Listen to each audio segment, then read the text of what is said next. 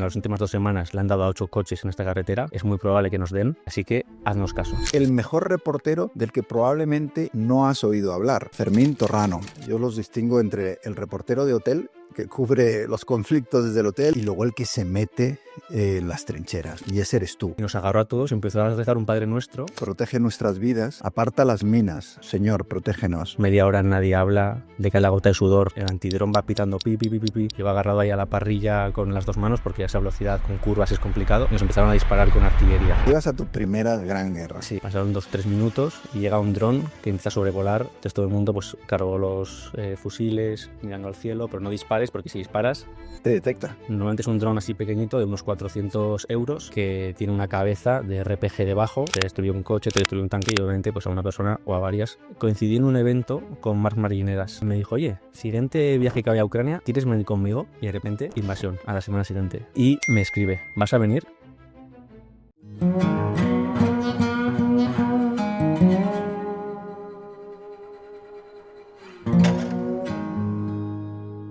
Bienvenidos a un nuevo episodio del Director. Ya sabéis que nos encanta traer a grandes reporteros. Y hoy os traigo a uno que si lo tuviera que definir, quizá, para muchos de los que no lo conocéis, sería que es el mejor reportero del que probablemente no has oído hablar. Fermín Torrano, ¿cómo estás? Hola David, encantado. Gracias por tu generosa presentación. Bueno, es que tus reportajes, y hay gente que los habrá seguido, pero también hay gente que no, son espectaculares. Trabajas para el Telegraph en el Reino Unido, el Confidencial. Eres uno de los reporteros. Yo los distingo entre el reportero de hotel, que cubre los conflictos desde el hotel, y yo en mi experiencia como reportero he visto a muchos, y luego el que se mete en las trincheras, ¿no? Y ese eres tú. De hecho, uno de tus últimos reportajes, debo decir que me impresionó, ¿no? Carretera de la Muerte, que lleva a Pokrovsk. Bueno, Es complicado, no pasa es nada. complicado, sí, sí. Que es una de las zonas de Ucrania donde la guerra está más intensa, ¿no? Y me impresionó porque cuentas ahí todo el trayecto por esa carretera de la muerte que lleva al frente. Muchos no vuelven. ¿Y cómo fue esa entrada?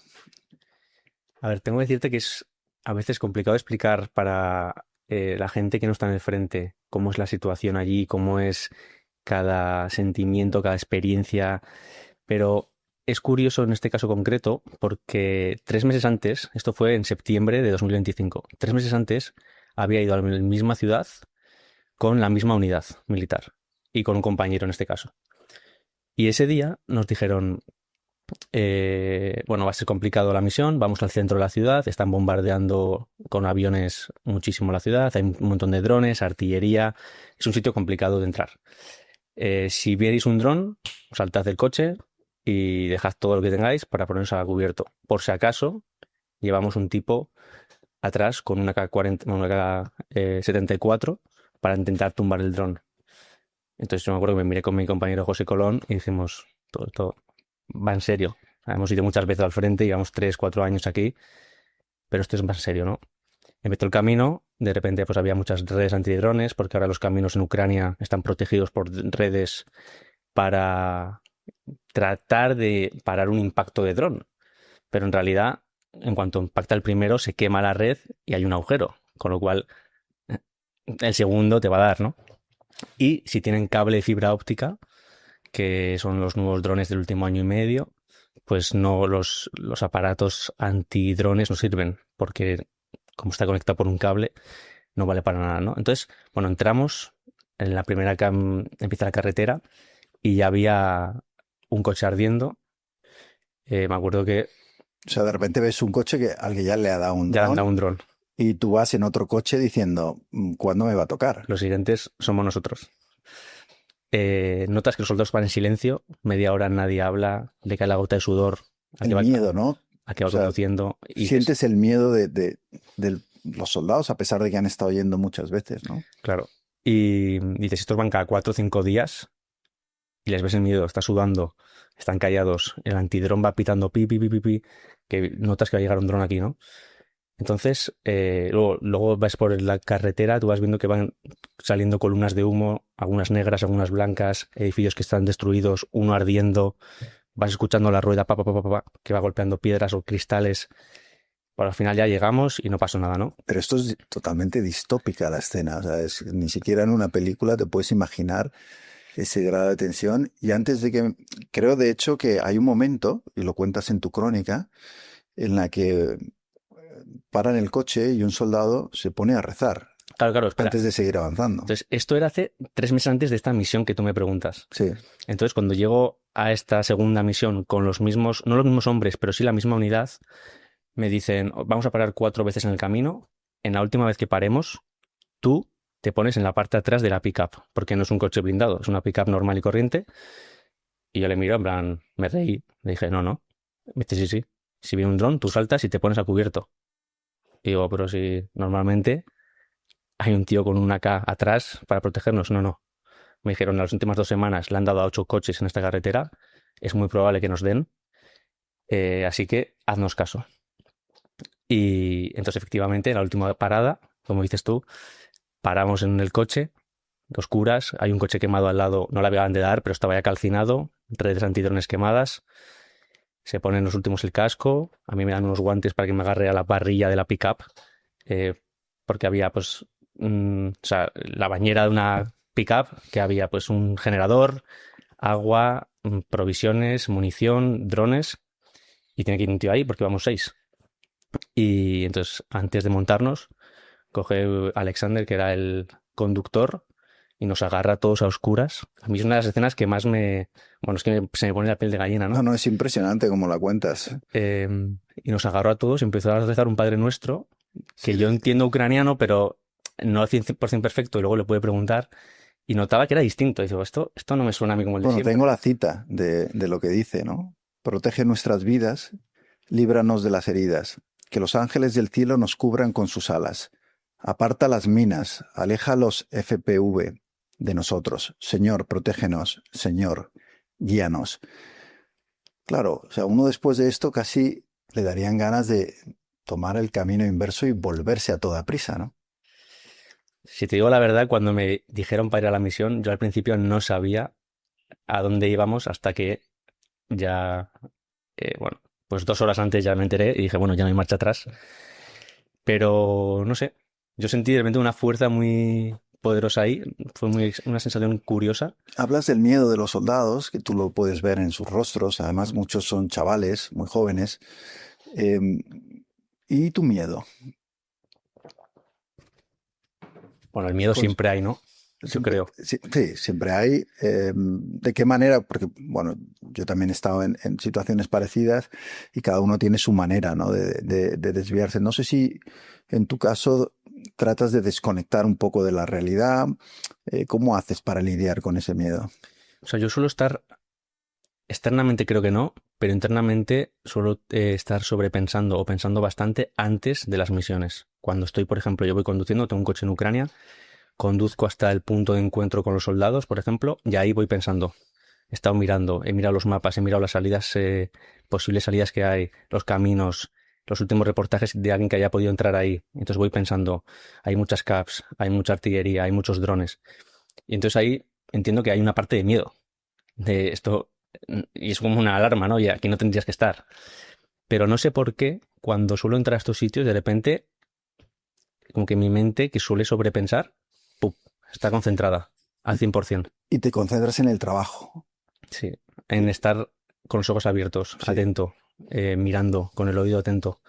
Pues eso, fijarte, he visto a gente que se paraliza con el miedo. Y Mm. entonces es un problema para los soldados porque es una persona que no puede trabajar, o que genera un problema, o que tiene que salir corriendo del coche y no sale corriendo del coche, o que tiene que correr una calle entera por si acaso de un sitio a otro y no lo hace, ¿no? Sí, yo lo he visto, he visto. De hecho, en Afganistán hubo un caso, no voy a decir el nombre, de un periodista que en un ataque de ansiedad y de pánico, de repente no podía salir del hotel. Hubo que enviar un equipo, incluso ayuda psicológica. Tardamos, o se tardaron días en conseguir que saliera porque había entrado en un pánico que le había bloqueado completamente y no podía ni siquiera salir del hotel en esa escena de guerra. Em, a ti no te ha pasado, me imagino, no te has bloqueado No. nunca. Además se te ve un tío muy, muy calmado, ¿no? Incluso en situaciones de estrés. Em, Sigue contándonos esta misión que creo que refleja muy bien lo que es el reporterismo de guerra y también lo que es la guerra, ¿no? Estás yendo, recordamos, a uno de los frentes más bestias que hay en el conflicto ahora mismo. Entonces, como te decía, 3 meses antes, yo, por ejemplo, habíamos entrado con esta unidad a- al centro, o sea, habíamos entrado a la propia ciudad, incluso fuimos al otro lado de la ciudad, que era la última línea de casas, que ahora se puede decir porque ya la han perdido, que eran unos garajes en el fondo. O sea, que si caía artillería, pues iba a ser complicado que saliéramos bien, ¿no?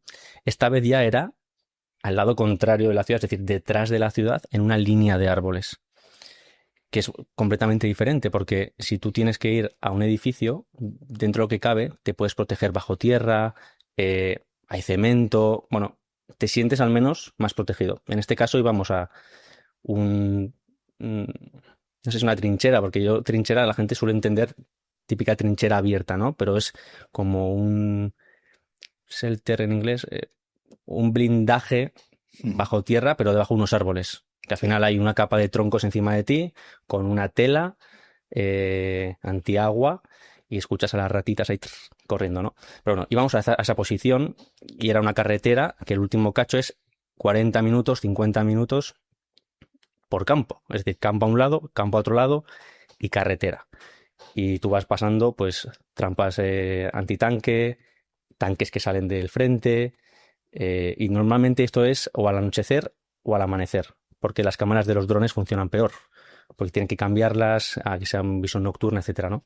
Entonces, bueno, pues ya rezamos, nos montamos al coche, pues eso, ahí vas a 150, ese día no lo pude ver, pero normalmente pues 150, 180 por hora Lo más rápido, que mejor, me puedas, imagino, claro. ¿no? Pero es un camino que no está preparado para eso, porque es un camino pues, rural, por así decirlo, ¿no? Con agujeros, con piedras. Y, y me acuerdo que eso, pues a mitad del camino más o menos, yo iba agarrado ahí a la parrilla con las dos manos, porque ya esa velocidad con curvas es complicado, y nos empezaron a disparar con artillería. Y me impactó, porque aunque pues, nos ha pasado muchas veces más, eh, claro, sonaba como con silenciador, creo que lo digo en el artículo, ¿no? Porque cayó en la tierra. O sea, si iba a caer en el camino, pues no. Pues era como tuf, tuf, tuf. Fueron 3 disparos, ¿no? Claro, a mí, no sé, normalmente vas en el coche, hay como una especie de silencio dentro, pero ahí vas afuera y lo estás viendo y ves como la tierra se te está subiendo. Y suena mal, pero lo primero que pensé es, pues no tengo una GoPro.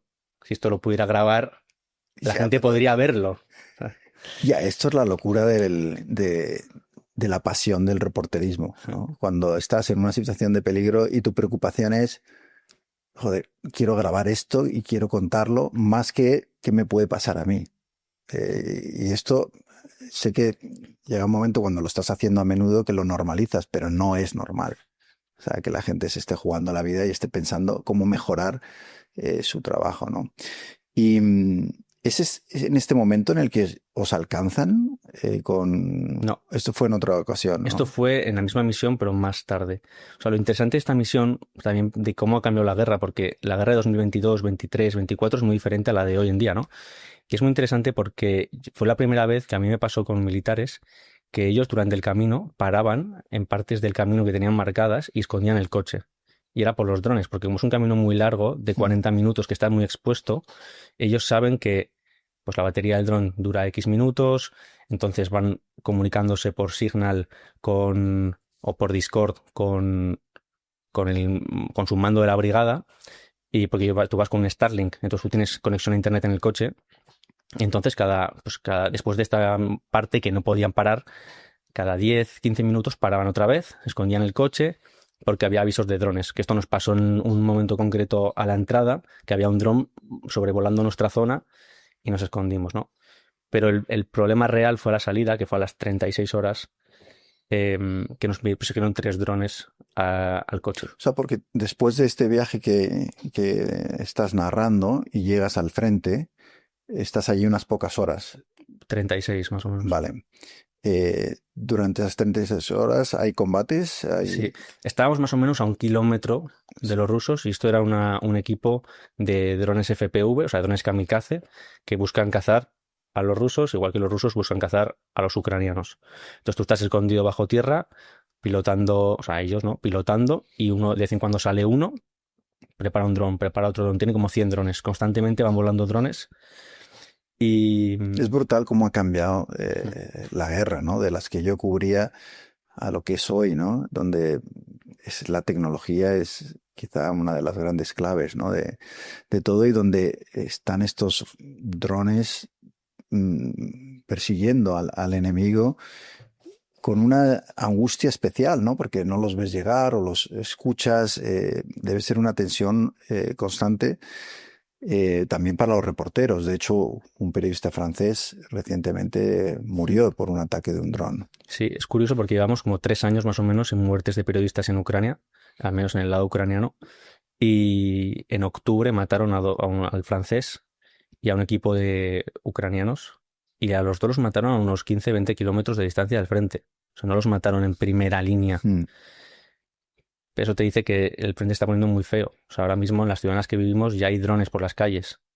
O sea, antiguamente, pues la gente vive, pues la gente igual se acuerda, ¿no? Hacía como Kramatorsk, Sloviansk, que están a 15-20 kilómetros del frente de lo que es la primera línea. Antes era un sitio seguro, que tú te ponías ahí y luego quedabas más adelante con soldados. Ahora ahí ya hay drones, pero es que 10 kilómetros más atrás hay drones. Es más, en esta misión que me estás comentando, fue muy curioso que yo me tuve que retrasar con el coche 2 horas del frente para quedar con los soldados y luego ir otra vez en coche 2 horas y pico hacia adelante. Es decir, el frente ha cambiado mucho.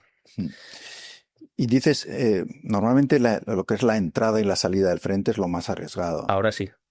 Y entonces pasas 36 horas, bueno, recoges tu reportaje de cómo actúan estos cazadores, ¿no? Que utilizan drones, y donde se te vuelve a complicar mucho es en la salida. Sí. Normalmente ahora las rotaciones son cada vez más extensas, más largas, porque el peligro está justamente Claro, en la entrada y la salida. Claro, es tan arriesgado que mejor dejar a la gente más Eso. tiempo allí, ¿no? Para evitar esos traslados. Que ahora últimamente en redes sociales ves a mucha gente diciendo, mira este soldado ucraniano, la gente pro-ucraniana, ¿no? Mira este soldado ucraniano que ha estado 150 días en el frente. No me parece ninguna buena noticia. O sea, lo que estás diciendo es que no lo puedes sacar. O sea, Sí, tienes sí, un no, problema. O sea, no puedes hacer los relevos que normalmente harías, así porque es. cada vez que sales y entras, el riesgo es máximo. Así es. Entonces aquí normalmente lo que hacen es, te meten con un grupo y te sacan con otro. En este caso, como era una línea de árboles, que la gente se imagine, pues entre campos, como puede haber en España, ¿no? Que las lindes son árboles. Entonces esa linde puede ser 1 kilómetro de extensa. Entonces tú estás en un sitio de esa zona de árboles, vas andando por el interior hasta donde esté otra posición de otros 3-4 soldados, y ahí va a llegar un coche a rotarles a ellos, porque con los que tú has entrado se quedan ahí más tiempo, ¿no? Y entonces, bueno, pues llegamos a ese sitio y estamos esperando que llegara un coche a buscarnos por la mañana. Llega el coche y en vez de entrar marcha atrás con cuidado, entra, casi nos atropella a nosotros. Salen todos corriendo, la gente gritando, en plan, ¿qué haces? Nos vas a atropellar, nos vas a matar. Y el tío, que nos viene un dron detrás. Entonces, claro, todo el mundo, ya no podíamos meternos a ningún refugio porque estaba justo en un claro. Entonces tienes que estar entre los árboles. Y el dron no apareció. Entonces estuvimos esperando un poco. Pasaron 2-3 minutos y llega un dron que empieza a sobrevolar nuestra zona de árboles. Entonces todo el mundo pues cargó los fusiles mirando al cielo, pero no dispares, porque si disparas, Te detecta. claro. Entonces tienes el problema de disparo o no disparo. Pero si no disparo, igual me da. Normalmente es un dron así pequeñito de unos 400 euros que tiene una cabeza de RPG debajo. Entonces eso te destruye un coche, te destruye un tanque, y obviamente pues a una persona o a varias se las puede... Sí, pero tienes que estar muy seguro de que le vas a dar para disparar, porque Claro. si no le das, Tienes un intento o dos y normalmente. si no, Eso normalmente en un camino, pero entre árboles es complicado. También es verdad que para ellos es difícil, ¿eh? Para un piloto, porque entre las ramas y las hojas a veces pierden un poco la conexión, pierden la visión, se vuelve borrosa. Entonces, bueno, tienes menos posibilidades, pero también un poco más de margen. Y el dron se fue. Entonces volvió un segundo dron. Y volaba un poco distinto, ¿no? Sonaba, no sé, el zumbido era como distinto, daba como vueltas de manera más calmada quizás. Y la gente ya estaba poniéndose tensa. Y se fue. Se está diciendo todo esto, no, no me ha pasado en la vida, y un tercero, un dron llegó y este sonaba, o sea, volaba así, recto, no estaba dando vueltas. Este fue directo. Sí, fue directo. Y de repente, ¡pum! Chocó contra un tronco. Y entonces hay uno que tomó la decisión, porque realmente no sé quién tiene, o sea, estaban comunicándose con su comandante, ¿no? Pero dijo, salimos ya. Porque tienes un margen de 10 minutos más o menos. Ellos cuando lo calculaban, se han tardado entre este dron y este dron tanto, tenemos aunque sea hasta el siguiente refugio en mitad de otra línea de árboles para intentar salir de aquí, aunque sea. Y salís por patas. No, con el coche, salimos con el coche. Sí, sí. Esta vez yo iba dentro y otro iba afuera. Y nada, pues avanzamos, no sé, 5, no sé, realmente los minutos no lo sé. Lo sé por las fotos muchas veces, porque como hago las fotos y los vídeos, pues luego en la cámara compruebo los minutos. O sea, según vas escapando, tú vas intentando recoger todo. Sí. Bueno, en ese momento iba grabando la cara de los soldados, mirando al cielo, cargando el fusil, se escucha en el vídeo, en plan, cargando el AK. Sí, me acuerdo que uno me preguntó, ¿pero tú eres ucraniano? Y yo, no, español. Me mira así, suspira, en plan, "Buah, este tío, ¿a dónde le hemos metido?" O no, no sé qué pensó, la verdad. Pero ¿Hablas ucraniano ya o no? un poquito. ¿Sí? Hablo torcido, pero sí. Es que es fundamental, porque si vas en una posición militar, imagínate, aunque sea que, cuándo, dónde, cuánto, Claro, los claro. números, ¿no? ¿Cuántos hijos tienes? ¿Cuántos días llevas aquí? Eso es fundamental para entender, porque yo no uso Fixer. La gente siempre piensa, no, el Fixer. No, el Fixer, yo he usado un traductor para una entrevista que necesito que sea una entrevista perfecta. Pero no, contactos militares, hablar con los militares, todo por mi cuenta. Hago la pregunta porque, claro, para que ya hables algo de ucraniano has tenido que pasar mucho tiempo y has pasado mucho tiempo. De hecho, al segundo día de estallar la guerra, tú ya estás en la frontera con Polonia. Sí. Háblame un poco de la decisión. O sea, de repente tú dices, aquí Putin ha invadido Ucrania, me voy para allá. Mira, yo venía de Liberia y iba a estar en casa más o menos un mes y medio, me volvía porque tenía un caso de corrupción muy potente que quería seguir investigando, ¿no? Y, pero yo había estado en Ucrania en 2019 y 2021 y sentía que, bueno, sabía un poco del país, tenía un conocimiento que igual cierta gente no tenía. Bueno, una semana antes de la invasión coincidí en un evento con Marc Marginedas, periodista, yo creo, pues, muy bueno del Sí. periódico Cataluña, y vino a Pamplona, hubo un evento para conmemorar la muerte de David Beriain, para mí el mejor reportero que tenemos, o hemos tenido en España, y me dijo, él sabía que había estado en Ucrania, y me dijo, oye, siguiente viaje que vaya a Ucrania, ¿quieres venir conmigo? O algo así, ¿no? Me dijo, si quieres vamos juntos, y yo, claro, coño, una oportunidad como esta, Claro. no todos los días, Sí. es como si tú me dices para ir contigo, ¿no? A Afganistán o al mundo, aunque sea, ¿no? Y dije, vale, y de repente, invasión, a la semana siguiente. Claro, yo me quedo así. Y me escribe, ¿vas a venir? Y yo, Marc, no sé, o sea, no tengo nada, no tengo un chaleco, no tengo casco. Estoy yo mirando Twitter, poniendo la tele, viendo los helicópteros sobre Kiev, los blindados rusos avanzando por Sí, los que sitios. todavía no se sabía lo que iba a pasar ni si Ucrania iba a resistir. Y pintaba feo. O sea, los primeros días pintaban feos porque estaban avanzando hacia Kiev, no estaban en el Donbass, no estaban... Avanzaban por todos lados, por todas direcciones, ¿no? Yo con mi gran ojo clínico dije que Ucrania iba a caer y que iba a caer pronto, ¿no? Es decir, esto me recuerda mucho que los periodistas tenemos que evitar ser meteorólogos y dejar las predicciones, La bola de cristal, ¿no? dejar la bola de cristal y dedicarnos realmente a contar lo que está pasando, ¿no? Porque si no, es verdad que reconozco que yo no imaginé que Ucrania iba a resistir y que le iba a dar la vuelta en esos primeros días. Entonces decides que sí, que oye, me voy con Marc. No. Entonces no. digo, voy a conseguir un chaleco como sea. Entonces Claro. llamé a amigos que tienen algún padre policía. Nada. A Gonzalo Laluce, un periodista que estaba en Voz Populi y que se hacía temas de defensa. Oye, Gonzalo, un Consígueme chaleco. un chaleco.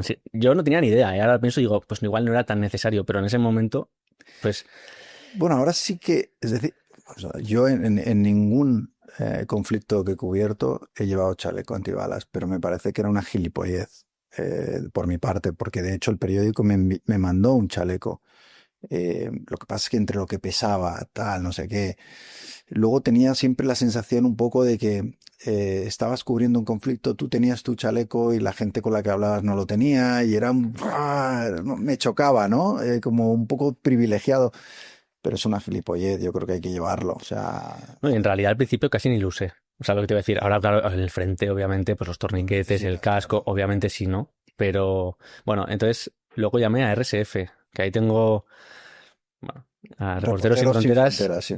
La gente que está ahí me cae estupendamente bien, realmente son muy buena gente y muy buenos periodistas, pero me hicieron un poco el lío, porque me prometieron un chaleco, luego me escribieron para cambiarme la talla, yo ningún problema, dame el que sea, y luego me dijeron, oye, no hay chaleco.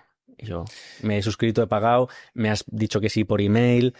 Entiendo que todo el mundo estaba buscando, ¿eh? No lo culpo y... Sí, de hecho a mí me llamaron para ver si yo podía conseguir chalecos antibalas también, porque había cerca de 40 reporteros, muchos de ellos muy jóvenes, algunos en su primer conflicto, y la mayoría estaban sin chalecos, sin casco, sin seguro, por supuesto, en condiciones muy precarias, ¿no? Porque de esto podemos hablar luego, ¿no? De la precariedad del reporterismo de guerra. Pero entonces, ¿consigues o no consigues no chaleco? consigo. Y te vas de Y todas entonces me formas. llama Mark Ah, otra vez y me dice, oye, ¿vienes o no? Y yo, pues venga. voy. Mientras con el altavoz compré el avión desde Madrid. Yo vivo en Pamplona. Compré el avión desde Madrid y pues y me dije, pues me queda sacar al perro para dejárselo a mi padre en plan aunque sea sacado. Avisarle a mi padre, oye, papá, me voy a Ucrania. em, Comprar un bus, que no había ese Pamplona, entonces cogí un bus desde Logroño y dije, pues ya está. Y entonces fue ahí, cuando estaba sacando al perro, cuando me entró el miedo de verdad. O sea, yo que desde que estaba en la carrera, desde que estaba en bachiller, quería ser reportero de guerra, había estado en Ucrania, pero yo creo que no era una guerra de verdad. Estaba buscando un chaleco, estaba mirando la O sea, te tele, ibas a tu primera gran guerra. sí. Y cuando estoy sacando al perro antes de irme a Logroño para bajar a Madrid, digo, tú, pues yo quiero esto de verdad. O sea, Es una decisión fundamental, porque es verdad que uno puede haber hecho muchas cosas en el reporterismo y demás, pero cuando tienes que decidir ir a una guerra donde sabes que te pueden matar y donde además vas a ver cosas terribles, es una decisión profesional fundamental, ¿no? Pero me interesa hacer una pequeña pausa en el sentido de que hay un momento que le dices a tu padre, papá, me voy a la guerra. ¿Y cuál es la reacción? me lo imaginaba, me dijo, me lo imaginaba. Ya. Porque, claro, aunque no hubiera ido a una gran guerra, yo en su momento ya le dije, oye, papá, me voy a Ucrania en el 2019, que era, no tenía nada que ver, Sí, no era todavía lo que... pero yo estaba en Erasmus. Entonces yo estaba en Erasmus en Polonia, acababa la carrera en Polonia, y le digo, llamo febrero, papá, te mando unas cajas para Pamplona, que me voy a Ucrania, al Donbass. Y mi padre no se lo creía. Es que me contestó, de Erasmus no se va a la guerra. Siempre he dicho, eso es un buen titular para un libro. De Erasmus no se va a la guerra. Claro, él te manda, o sea, te manda, entre comillas, te manda, porque ya eres adulto, pero a estudiar Erasmus y tú acabas en la guerra, claro. Yo entiendo que desde el punto de vista del padre es un poco decir, pero ¿qué estás haciendo, no? Sí. No, me acuerdo, no sé, ahora tengo muy buena relación con él y le dije, ¿qué prefieres? ¿Que salga de fiesta, que beba, que me drogue? Pues a la guerra, ¿no? Y mi padre pues, se rió, pensó, tengo un hijo tonto, o yo qué sé qué pensó. Pero entonces cuando llegó 2022, pues me dijo, me lo esperaba. Y le llamé a mi madre y mi madre me dijo, lo que te haga feliz. Qué bueno eso. Me impactó. Eso es impresionante, porque y esto has citado antes a David Brian, que coincide contigo, una leyenda, ¿no? Del reporterismo. Y yo escuché una entrevista que me impresionó mucho con su madre cuando ya lo mataron. Eh, y ella decía eso, ¿no? Es que esto es lo que le hacía feliz. Y yo no era quien para decirle que no lo hiciera. Y eso, yo creo que el hecho de que tu madre diga eso es un amor extremo, ¿no? En el sentido de decir, yo voy a sufrir, lo voy a pasar mal, pero sé que esto es lo que tú quieres, ¿no? Y creo que hay un poco en esto de egoísmo de los que hemos hecho esto, en el sentido de que sometemos a nuestras familias, a nuestros amigos a esa preocupación Y por otra parte, creo que hay una generosidad brutal de estas personas que en vez de echártelo en cara o decirte no te vayas, entienden qué es lo que quieres hacer, ¿no? Tal cual. O sea, creo que no se puede definir mejor. Pues oye, olé por tus padres, que además, como bien dices, es que te conocían. O sea, no les sorprendió tampoco. Al principio sí, ¿eh? O sea, el primer viaje ese que hice, Sí, pensaba, tengo un hijo que es tranquilo, que no le gustan cosas. O sea, yo no soy el típico chaval que le gusta hacer locuras. Entonces no entendieron bien. Pero ya habían pasado 2, 3 años, entonces yo entiendo que ya me conocían mejor. mm, Y ahora muchas veces me pregunta la gente, pero ¿qué piensas tus padres? O yo, son los que más me apoyan. Mi hermana también. claro. Entonces, pues con eso también. Yo he visto a algún compañero que ha llegado justo, antes me pasó en Ucrania, que llegó justo, que le habían dejado en el aeropuerto su madre y su novia llorando. Y estaba tocado. Tú le veías Ya. trabajando bien, o sea, no digo que no que estuviera encerrado en su habitación, pero no estaba del todo bien. Y dices, pues qué suerte, porque podrían, yo no puedo decidir cómo tienen que actuar Mm. mis familiares, ¿no? O mis amigos. Sí, yo creo que la familia muchas veces pues se lo traga, ¿no? Y también por no preocuparte o por no aumentar tu ansiedad, pues digamos que toman esa actitud, ¿no? Pero por dentro, evidentemente, pues tienen una preocupación y una ansiedad, ¿no?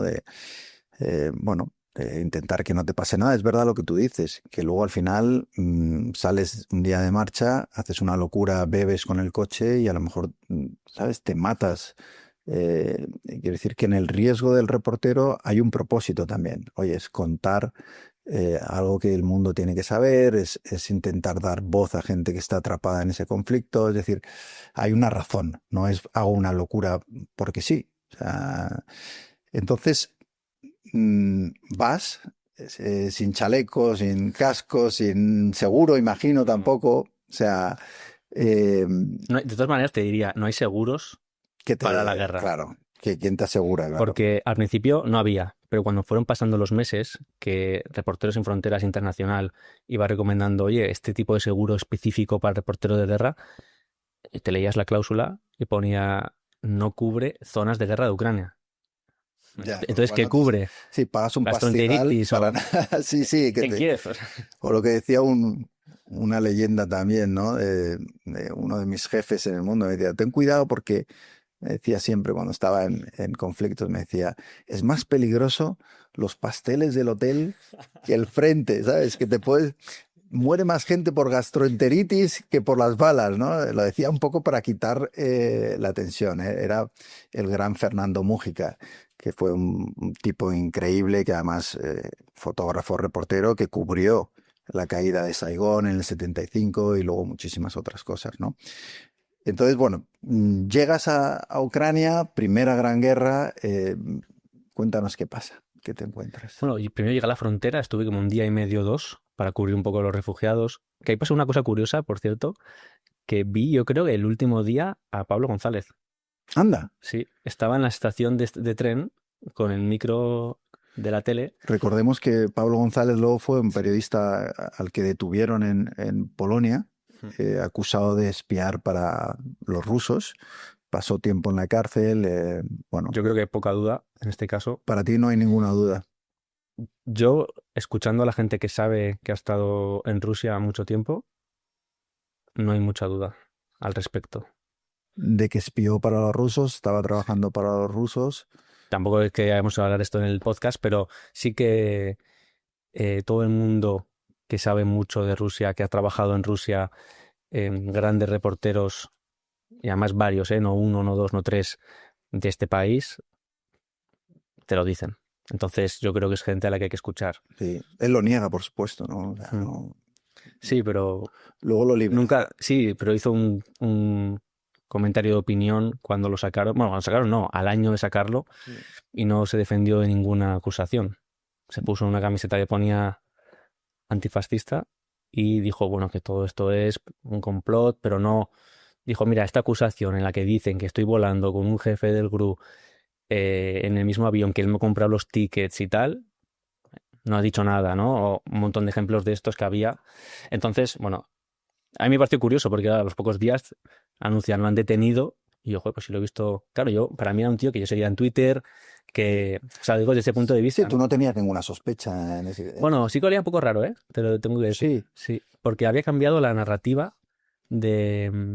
Era una persona, ¿no? Pues cercana al independentismo vasco, que allí pues la gente es pro independencia del Donbass, él tenía esta visión y era curioso que en el último año y algo él había cambiado un poco su lenguaje y su manera de hablar del conflicto o de la guerra, pues todavía no había empezado, ¿no? Entre Ucrania y Rusia. Y a mí, volviéndose más prorruso. no, al revés. Bueno, No más pro-ucraniano, pero más gris.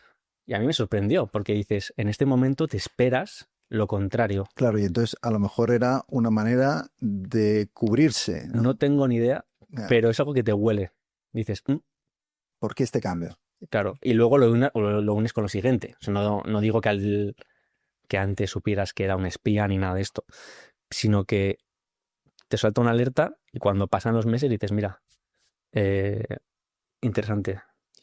Y luego lo liberan con un intercambio de prisioneros, Mm. que hay esa imagen en la que, bueno, lo reciben los Los rusos y rusos tal. y todos los que cambian los rusos eran espías, menos él.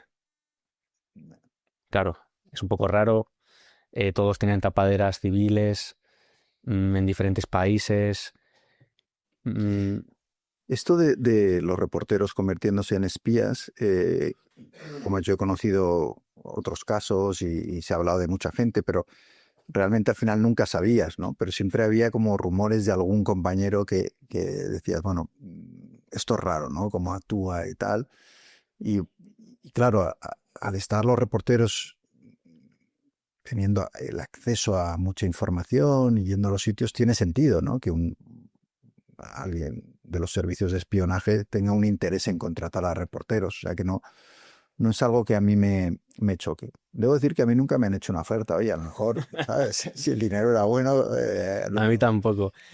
Pero es curioso, te iba a decir que en Ucrania, justo por el acceso que hay, creo que el periodista que espíe, o sea, si hay un periodista espía, que entiendo que habrá, o sea, tiene que haberlo, tiene mucha información, ¿eh? Tú sabes dónde viven los militares, porque los militares no viven en bases militares, viven en este edificio, en este edificio, en este edificio. Sabes a qué hora cambian los turnos.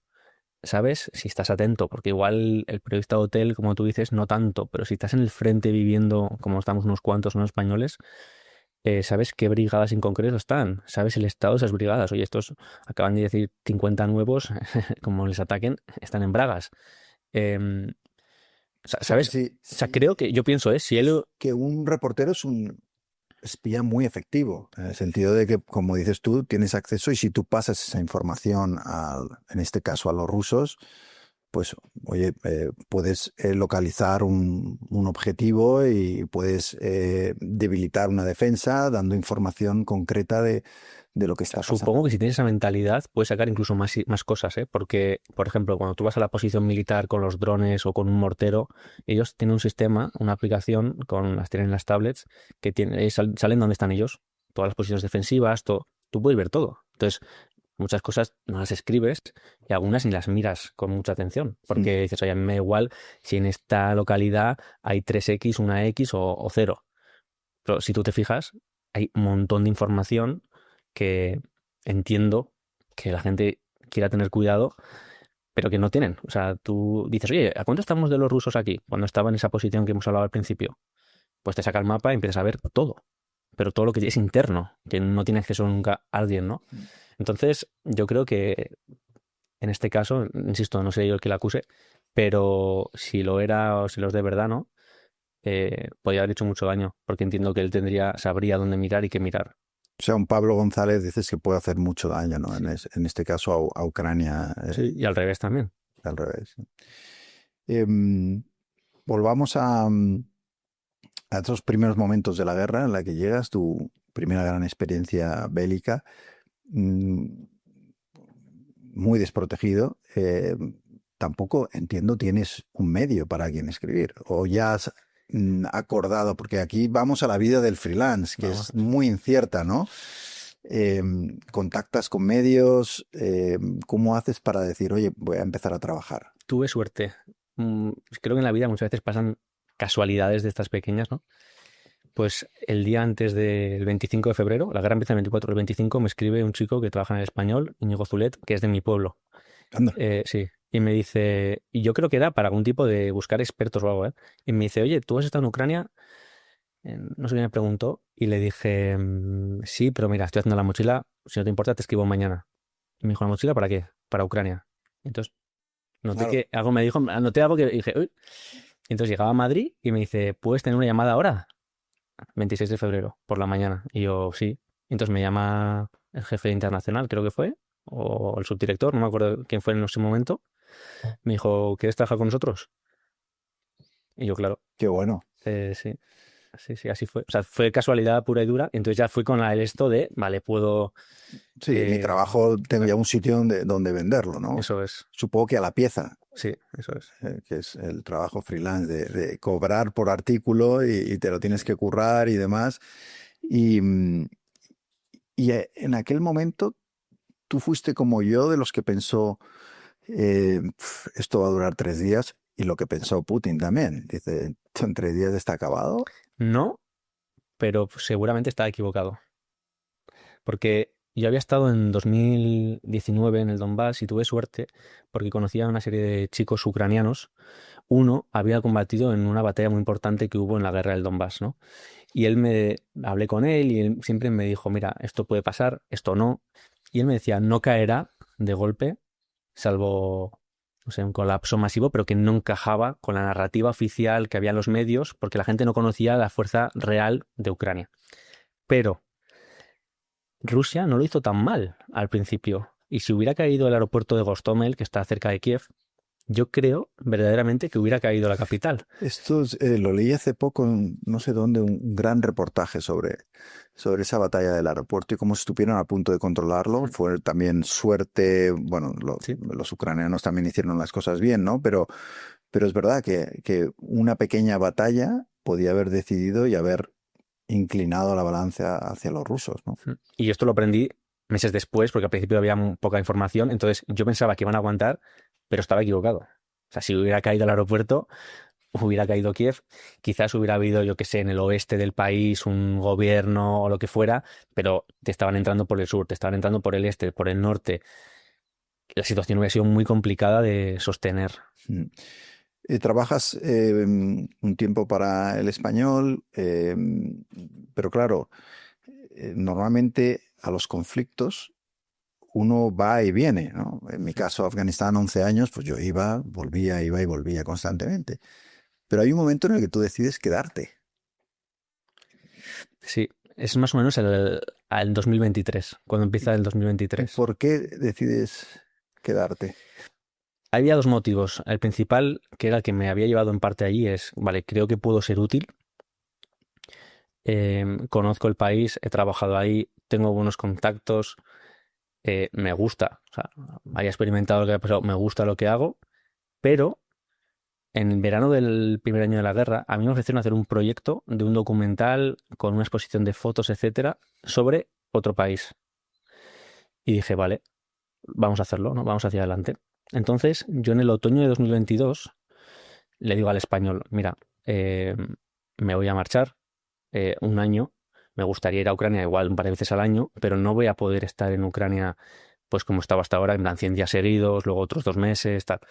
Entonces, busca a alguien, llamo a un cámara que admiro mucho, que es Jaime Alecos, para hacer este documental, le lío la cabeza. Esto me llega por vía universidad, o sea que estaba todo más o menos hecho, ¿no?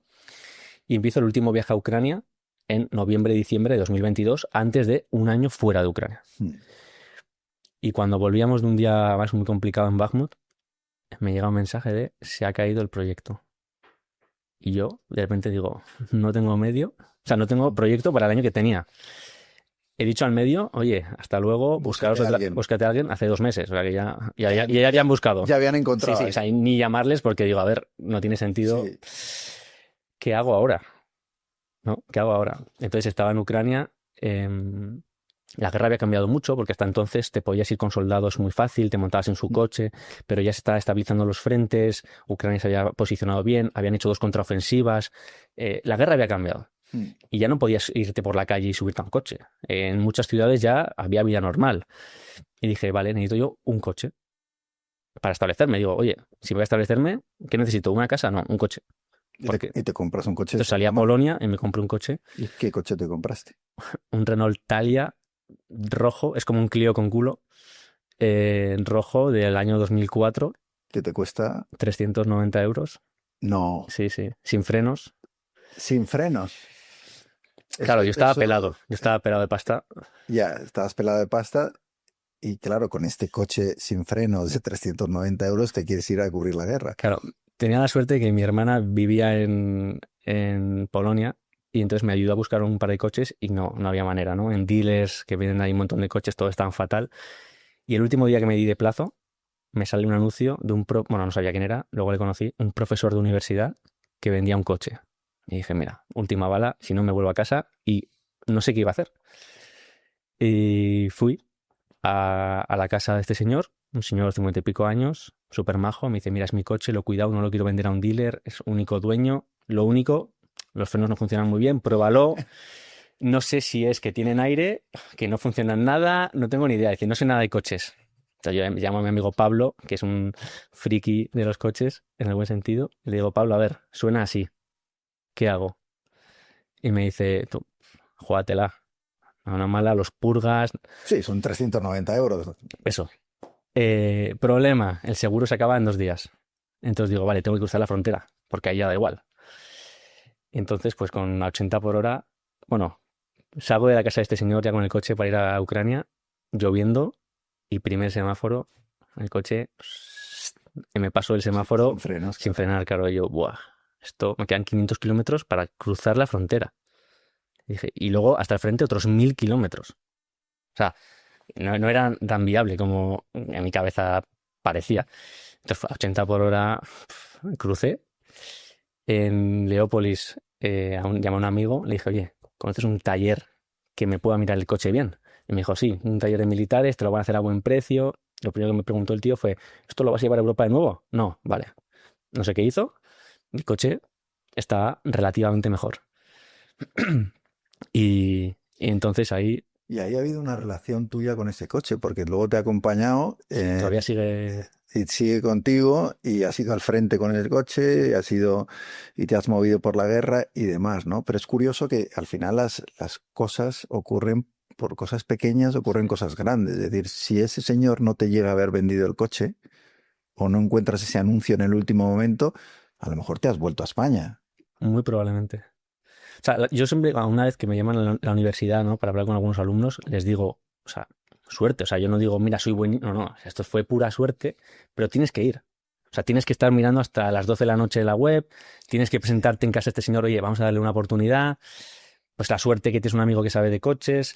Sí, eh, o sea, la suerte al final o la inspiración te tiene que pillar trabajando. O sea, pero todo el mundo puede trabajar, ¿no? Es un sí, poco la idea de. sí, bueno, y también la determinación de seguir intentando las cosas, ¿no? Bueno, pues gracias a ese coche, digamos que entras ya de pleno, ¿no? En esa cobertura en la guerra. ¿Cómo solucionas el tema de encontrar, porque te has quedado sin el español, no tienes medios, eres freelance? mm, ¿Cómo haces para conseguir trabajo? Pues justo el contacto que te comentaba antes de Voz Populi, Mm. publiqué un par, hablé con Mar Mallineras que no estaba yendo al periódico, vendí también un par de artículos y luego en el primer año de la guerra yo había trabajado con el antiguo jefe, ya es jefe de defensa, pero antes era jefe internacional del Confidencial. Y él me había sugerido, oye mira, yo me voy a cambiar de sección, otra persona me va a sustituir a mí, vente a Madrid a trabajar con nosotros. Y yo le dije, joder, tengo 25, 26 años, estoy haciendo lo que siempre he querido, no voy a irme ahora a Madrid. O sea, era como cortar el sueño, ¿no? Pero entonces dije, bueno, si no están mandando a gente el Confidencial, me conocen, he publicado con ellos porque había publicado una cosa de Liberia en 2021, pues llamada, ¿no? Y entonces ahí empecé a establecerme, pero el Confidencial mandaba de vez en cuando. Entonces cuando mandaban a gente, pues me quedaba con nada. Ya. Pero bueno, luego ya dejaron de enviar, entonces me quedé con el Confidencial, poco a poco pues iba publicando aquí o allá y luego ya pues estoy muy establecido con ellos, que estoy muy agradecido, y con el Telegraph en Inglaterra, que en parte tienes un poco tú que ver. Ah, yo, Sí, sí, vaya. sí, ¿Por qué? porque nos conocimos una vez, Sí.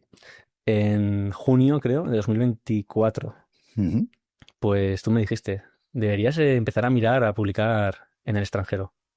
Es un consejo que doy mucho a la Mm. gente, ¿no? Porque la cobertura internacional en los medios españoles es escasa, estamos todo el día con la pelea doméstica, política y demás, y creo que además el trabajo freelance se valora más fuera de España. Oye, pues me alegro de que el Pues consejo esa semana me lo fuera. dijiste tú y coincidí también con Manu Bravo y me dijo lo mismo. Y se me quedó bastante en la cabeza, pero claro, tú también cuando estás allí ves a los mejores medios y dices, "Joder, pues no estamos, a veces no estás al nivel". Luego descubres que no es tan verdad. Yo creo que en cuanto a reporteros, España ha dado reporteros buenísimos al nivel de los mejores. El problema yo lo he visto más siempre en los medios, Mm. en desinterés, en no apreciar el trabajo, sobre todo de los freelance, en la precariedad, en pagar miserias a gente que está jugándose la vida. Pero luego, en cuanto a lo que es el reportero sobre el terreno o fotógrafos, has citado a Manu, ¿no? Bravo, pero es que hay una generación quizá la mejor generación de fotógrafos de conflicto que ha habido en las últimas décadas es española. O sea, 100%. es que han sido unos cracks. No, tú Digo, miras ahora Diego Ibarra, New York sí, Times, buenísimo. Manu Bravo, Wall Street Journal, José Colón, Diego Herrera en Anadolu, en la agencia Anadolu, Albert Lores para El Mundo y Le Figaro. O sea, tienes a gente potentísima ahora cubriendo los conflictos que están pasando ahora.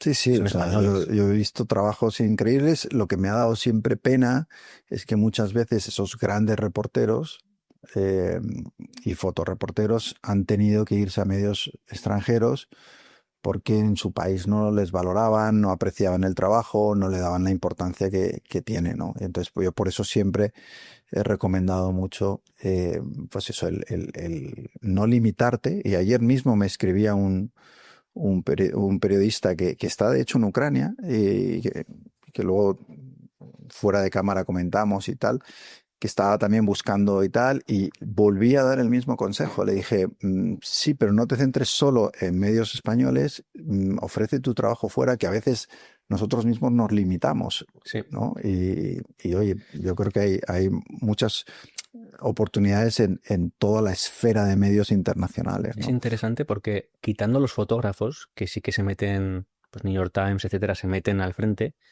es muy raro ahora mismo, no voy a decir ninguno porque siempre hay, pero es muy raro que la gente que escribe se meta al frente, extranjera. Ya. Yo creo que es por seguros, no estoy muy seguro, pero con el New York Times, etcétera, la mayoría de sus periodistas escriben en la distancia y sí que se meten a Ya, pero eso yo lo he vivido tantas veces. O sea, he vivido periodistas del New York Times que se quedaban en la ciudad y mandaban al frente a los fixers. Esto muchísimas veces. Y luego les traían las notas y con eso se firmaban las crónicas y a lo mejor abajo del todo le ponían el nombre del fixer, ¿no? Esto lo he visto muchas veces. Pero luego también muchas veces los propios, que en parte no los culpo, ¿no? Pero los propios editores, por cuestiones de seguros y cuestiones de seguridad, pues no les permitían acercarse al frente. Y luego he visto también mucha seguridad, a veces hasta el absurdo. Equipos de la CNN que iban con un mini ejército alrededor, ¿no? Cubriendo. Entonces, llegaba un momento que yo decía, pues es que los van a confundir con el enemigo, porque tú vas con no sé, una pick-up llena de soldados detrás tuyo, protegiéndote, y parece que seas parte del conflicto, ¿no? Que ese es uno de los problemas que hay ahora, ¿no? Que también yo creo que las coberturas se han vuelto más peligrosas porque esa neutralidad que se asumía del periodista pues ya no está tan clara, a veces no nos ven como neutrales y luego yo creo que hay conflictos donde entre disparar al enemigo y disparar al periodista, prefieren disparar al periodista. Bueno, en Ucrania yo creo que esto ha pasado bastante porque la gente, yo me incluyo, dejamos de llevar el parche de press.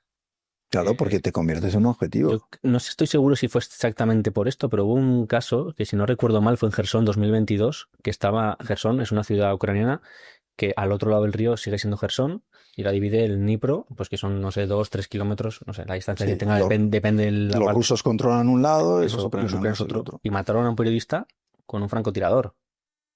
y dices, a ver, hay un río en medio, él llevaba lo de Press, estaba solo, la mató porque han querido. Sí, sí. Entonces, yo no sé si fue en ese momento que la gente empezó a dejar de llevarlo.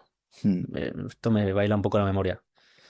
Yo no lo llevé nunca, en parte por eso y en parte Muy agresivo. sí, por diluirte un poco en el ambiente, no estar, ya el hecho de ser muchas veces en los sitios donde yo iba, que eras el blanco occidental, ya eso destacaba, ¿no? Si a eso le añades lo que hablábamos antes, llevar el chaleco, llevar el no sé qué, ponerte aquí press. Y luego los coches, los vehículos, tú antes nos has contado ese acercamiento, ¿no? Al frente y tal. Antes se llevaba mucho lo de TV Sí. en el techo del coche para que si venía un helicóptero y tal y veía press o veía televisión no disparara, y eso también ha desaparecido porque ven que es un equipo de televisión y probablemente más razón, Para darle. y esto tiene mucho que ver con una parte romántica del reporterismo que tú tienes, y es que al final yo soy un convencido de que el periodismo bélico sirve y que el ser testigos de los horrores que se cometen en la guerra es muy importante. Pensemos qué pasaría si no hubiera ningún testigo. Si ya se hacen barbaridades, ¿qué no se haría? Pero luego es que si miras atrás en la historia, el periodismo de guerra ha servido para detener conflictos. Hay un documental ahora en Netflix que se llama Cover Up, eh, que cuenta la historia de uno de los periodistas legendarios que, entre otras cosas, desveló la masacre de My Lai en Vietnam, ¿no? Todos esos periodistas que fueron a Vietnam y empezaron a contar las masacres que se estaban cometiendo, fueron fundamentales para cambiar la opinión pública estadounidense y forzar al gobierno estadounidense a terminar con ese conflicto. En Yugoslavia, ¿no? Y tú conoces bien la historia de periodistas que estuvieron allí, y algunos murieron, pero el hecho de que esos periodistas contaran las masacres en los mercados, Srebrenica, todo lo que pasaba, fue también determinante para que finalmente los políticos actuaran y terminaran con ese conflicto. Entonces, yo soy un convencido todavía de que hay que ir y que es uno de los periodismos más útiles que hay, ¿no? El aportar algo de luz en esos conflictos, y que a veces consiguen acortar el horror a través de contar lo que está pasando, ¿no? Yo creo además incluso que Ucrania es un ejemplo de eso, porque antes de empezar la invasión, la mayoría de equipos de televisión ya estaban en Ucrania. No fueron, o sea, yo llegué tarde, ¿no? Había gente que estaba desde el 1 de febrero, desde mitad de enero. Sí, porque había ya el rum de de guerra. Entonces yo creo que eso hizo que mucha gente viera por primera vez en la tele Kiev, que es una ciudad normal, viera de repente los helicópteros entrando y dijeran, oye, esto no es un ataque falsa bandera que podían haber hecho los rusos. O sea, ayudó eso y la tecnología, que hoy puedes, con satélites, con Telegram, o sea, hay un montón de situaciones que esta guerra probablemente hace 20 años Rusia lo hubiera ganado mucho antes. Y creo que la prensa es uno de que estuvieran ya ahí, porque la gente también dijo, ¿no? Al principio comparaban Ucrania con Siria o con otros sitios y te decían, no, es que los aceptan bien por ser blancos o cosas de estas, que siempre habrá una parte que sí, pero, oye, es que las cámaras estaban ahí, estaban viendo cómo se estaban atacando, estaban viendo cómo se destruía un edificio, entonces la gente estaba viéndolo en directo. Es que no lo veía al día siguiente, no, en directo veía cómo una señora salía corriendo y se iba en un coche y se iba hasta la frontera. Entonces, es muy difícil, por ejemplo, los polacos, que no tienen una gran relación con los ucranianos, pues estaban en masa para coger a gente y llevársela a otra punta del país. Que eso es lo llamativo, ¿no? Entonces, eso tiene mucho que ver, creo, con la profesión. Y lo mismo con la tecnología. O sea, seguramente en el año 2000 Rusia podría haber justificado este ataque de otra manera. Digo Rusia por este caso, en otro caso sería otro país, ¿no? Habrían dicho que había un coche de bomba, que Ucrania había atacado antes, habrían dicho que no habían entrado por Bielorrusia. Bueno, un montón de situaciones que hoy se pueden probar. Bucha, que hay cámaras y se ha podido probar. Entonces, hay un montón de situaciones que es 100% es por la tecnología. Y si no, estaríamos ahora mismo hablando igual de otra situación, una guerra acabada o un país subyugado, lo que sea. Vamos a hablar un poco de la situación, ¿no? Porque,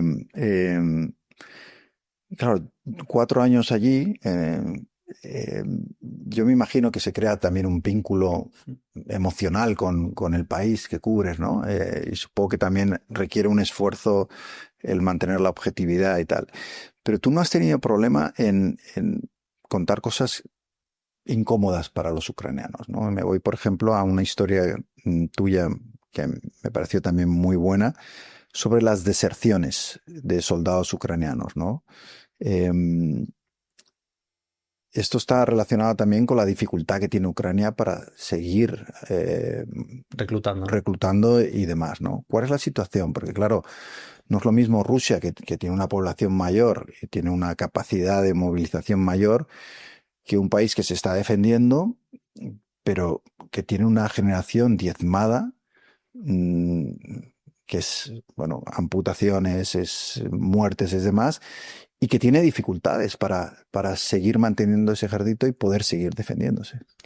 El asunto del reclutamiento y las deserciones es uno bastante complejo porque hacia un lado y hacia otro mucha gente quiere a veces simplificarlo y da para bastante, ¿no?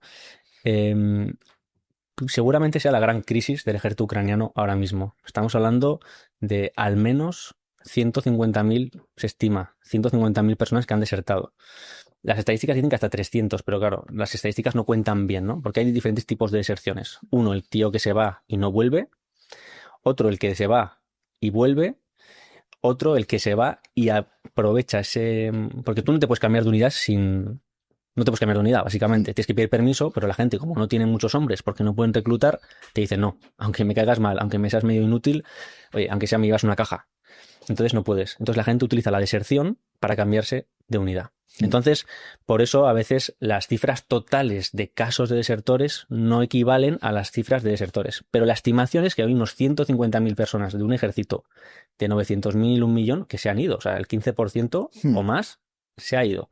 Si le restas los muertos, los heridos de gravedad, el porcentaje igual es el 30%. O sea, es un porcentaje alto. Entonces, a esto hay que sumarle algo que no está en las estadísticas de deserción, que es la gente que no quiere ir al ejército. Porque esto no es un desertor, Sí, pero sí. está escondido, se va a otra región del país o está en su casa. Yo tengo 2 amigos, por ejemplo, que son este caso, ¿no? Sí, que no, que están, digamos, de En incógnito. edad militar, porque claro, edad militar es de 18 a 60, pero obligatorio para ir a luchar está ahora en los 25. Era 27, si no recuerdo mal, y han bajado a Si 25. tienes más de 25, Tienes que estar registrado en una lista y te pueden llamar en cualquier momento. Y si te paran por la calle y te pueden parar por la calle y decir, oye, pues te damos un mes para que vayas al ejército, y si no estás en la lista porque se supone que te estás escondiendo, vas directamente al camión y venga, para el frente. Bueno, no es exactamente así, pero más o menos, ¿no? Entonces, tienes un problema, no tenemos tanta población, no queremos llevar obligatoriamente a los más jóvenes y mucha gente se me está yendo. También hay un porcentaje de los soldados que se van porque a los 2 años se medio prometió, no fue oficial, que la gente que sirviera 2 años podría irse a su casa. Porque el asunto más espinoso para muchos hombres, sobre todo son hombres, porque las mujeres no están obligadas, es que tú firmas un contrato y es hasta que acabe la guerra. sí, y eso puede ser. ¿Eso qué significa? Hoy, mañana, si hay un acuerdo de paz, ese día te puedes ir a tu casa? Imagino que no, porque tú no puedes liberar el frente y entonces te avanzan. Entonces, claro, la gente dice, oye, ¿esto qué es? Es un compromiso indefinido. Claro, y mucha gente se alistó en el fervor inicial y son esos los que pues más arriesgaron y ofrecieron, los que están pagando el precio más alto, ¿no? Yo siempre hay una idea que me come bastante por dentro porque creo que no lo hemos contado nunca en la prensa y que deberíamos intentar hacer un reportaje, que es ese hombre que va a luchar, porque muchos, la edad media está en los 40 años, entonces son gente mayor, pero de 30 y 40 años que va a luchar para defender a su familia y la está destruyendo, ¿no? Porque tú llevas 4 años fuera de casa, No. vuelves un mes a casa, tu hijo crece sin ti, tu mujer no sabe si te van a matar. Por suerte, hoy en día hay internet y puedes hacer videollamadas, pero... Ya no es lo mismo, claro. No, pero bueno, pero que no son cartas, aunque sea le puedes ver, pero quiero decir, no vives con ellos, no estás presente como padre, mandas dinero, sí, pero no sé si compensa. Pero Entonces, luego añádele el trauma de ese hombre Cuando vuelva, sí, sí. y después de 4 o 5 años de guerra es difícil que seas el mismo. Lo normal es que eso tenga un efecto y puede haber un estrés postraumático, puede haber un montón de secuelas, ¿no? Un montón. Entonces, para salvar a tu familia la estás destruyendo también. Ese es un tema que creo que tenemos que investigar. Pero bueno, sobre las deserciones. Ucrania necesita ahora mismo y está buscando encontrar la manera de paliar esto. Por ejemplo, ahora llaman a jóvenes y les ofrecen un bonus para que firmen pues 20.000 euros, hipoteca a 0%, para buscando que llegue más gente. Claro, si llegase más gente, podría haber más rotación. Si hay más rotación, más gente vendrá, porque obviamente, Sí, estás menos tiempo en el frente, claro, ¿no? pero si no pasa una, no pasa la otra. Entonces es complicado, ¿no? Luego también la parte que te comentaba de la gente que no quiere ir a luchar, mucha gente cree que es por el miedo a morir, que hay un porcentaje grande que sí, pero yo lo que he detectado es que hay una gran parte que no quiere perder la libertad, por la libertad de cuándo voy a volver. Entonces, esto es un amigo mío, pienso en Pasa, ¿no? Es un chico que él me ha llevado, en 2022, cuando todo era más precario, él me ha llevado en su coche a Bakhmut, que era el epicentro de los combates, que la mitad de la ciudad estaba conquistada por Rusia, y el tío se ha metido ahí conmigo. Yo no se lo pedí, yo le pedí que no viniera, pero él también yo creo que era su gran oportunidad para poder ir. Ha metido su coche, ha ido él, no tenía nada de miedo. O sea, no es miedo muchas veces pero claro, es muy difícil asumir ese compromiso de hasta que acabe. Luego pasa que a veces hay falta de algunos tipos de soldados y pueden coger a un especialista en aviación, como ha pasado, y lo mandan a infantería. Entonces, claro, tú sabes que, oye, yo soy de la aviación, no me van a llevar ahí, soy experto en esto, soy ingeniero. Ya, pero igual acabas con un fusil que no sabes usar en una trinchera y te van a matar. Entonces, es un tema.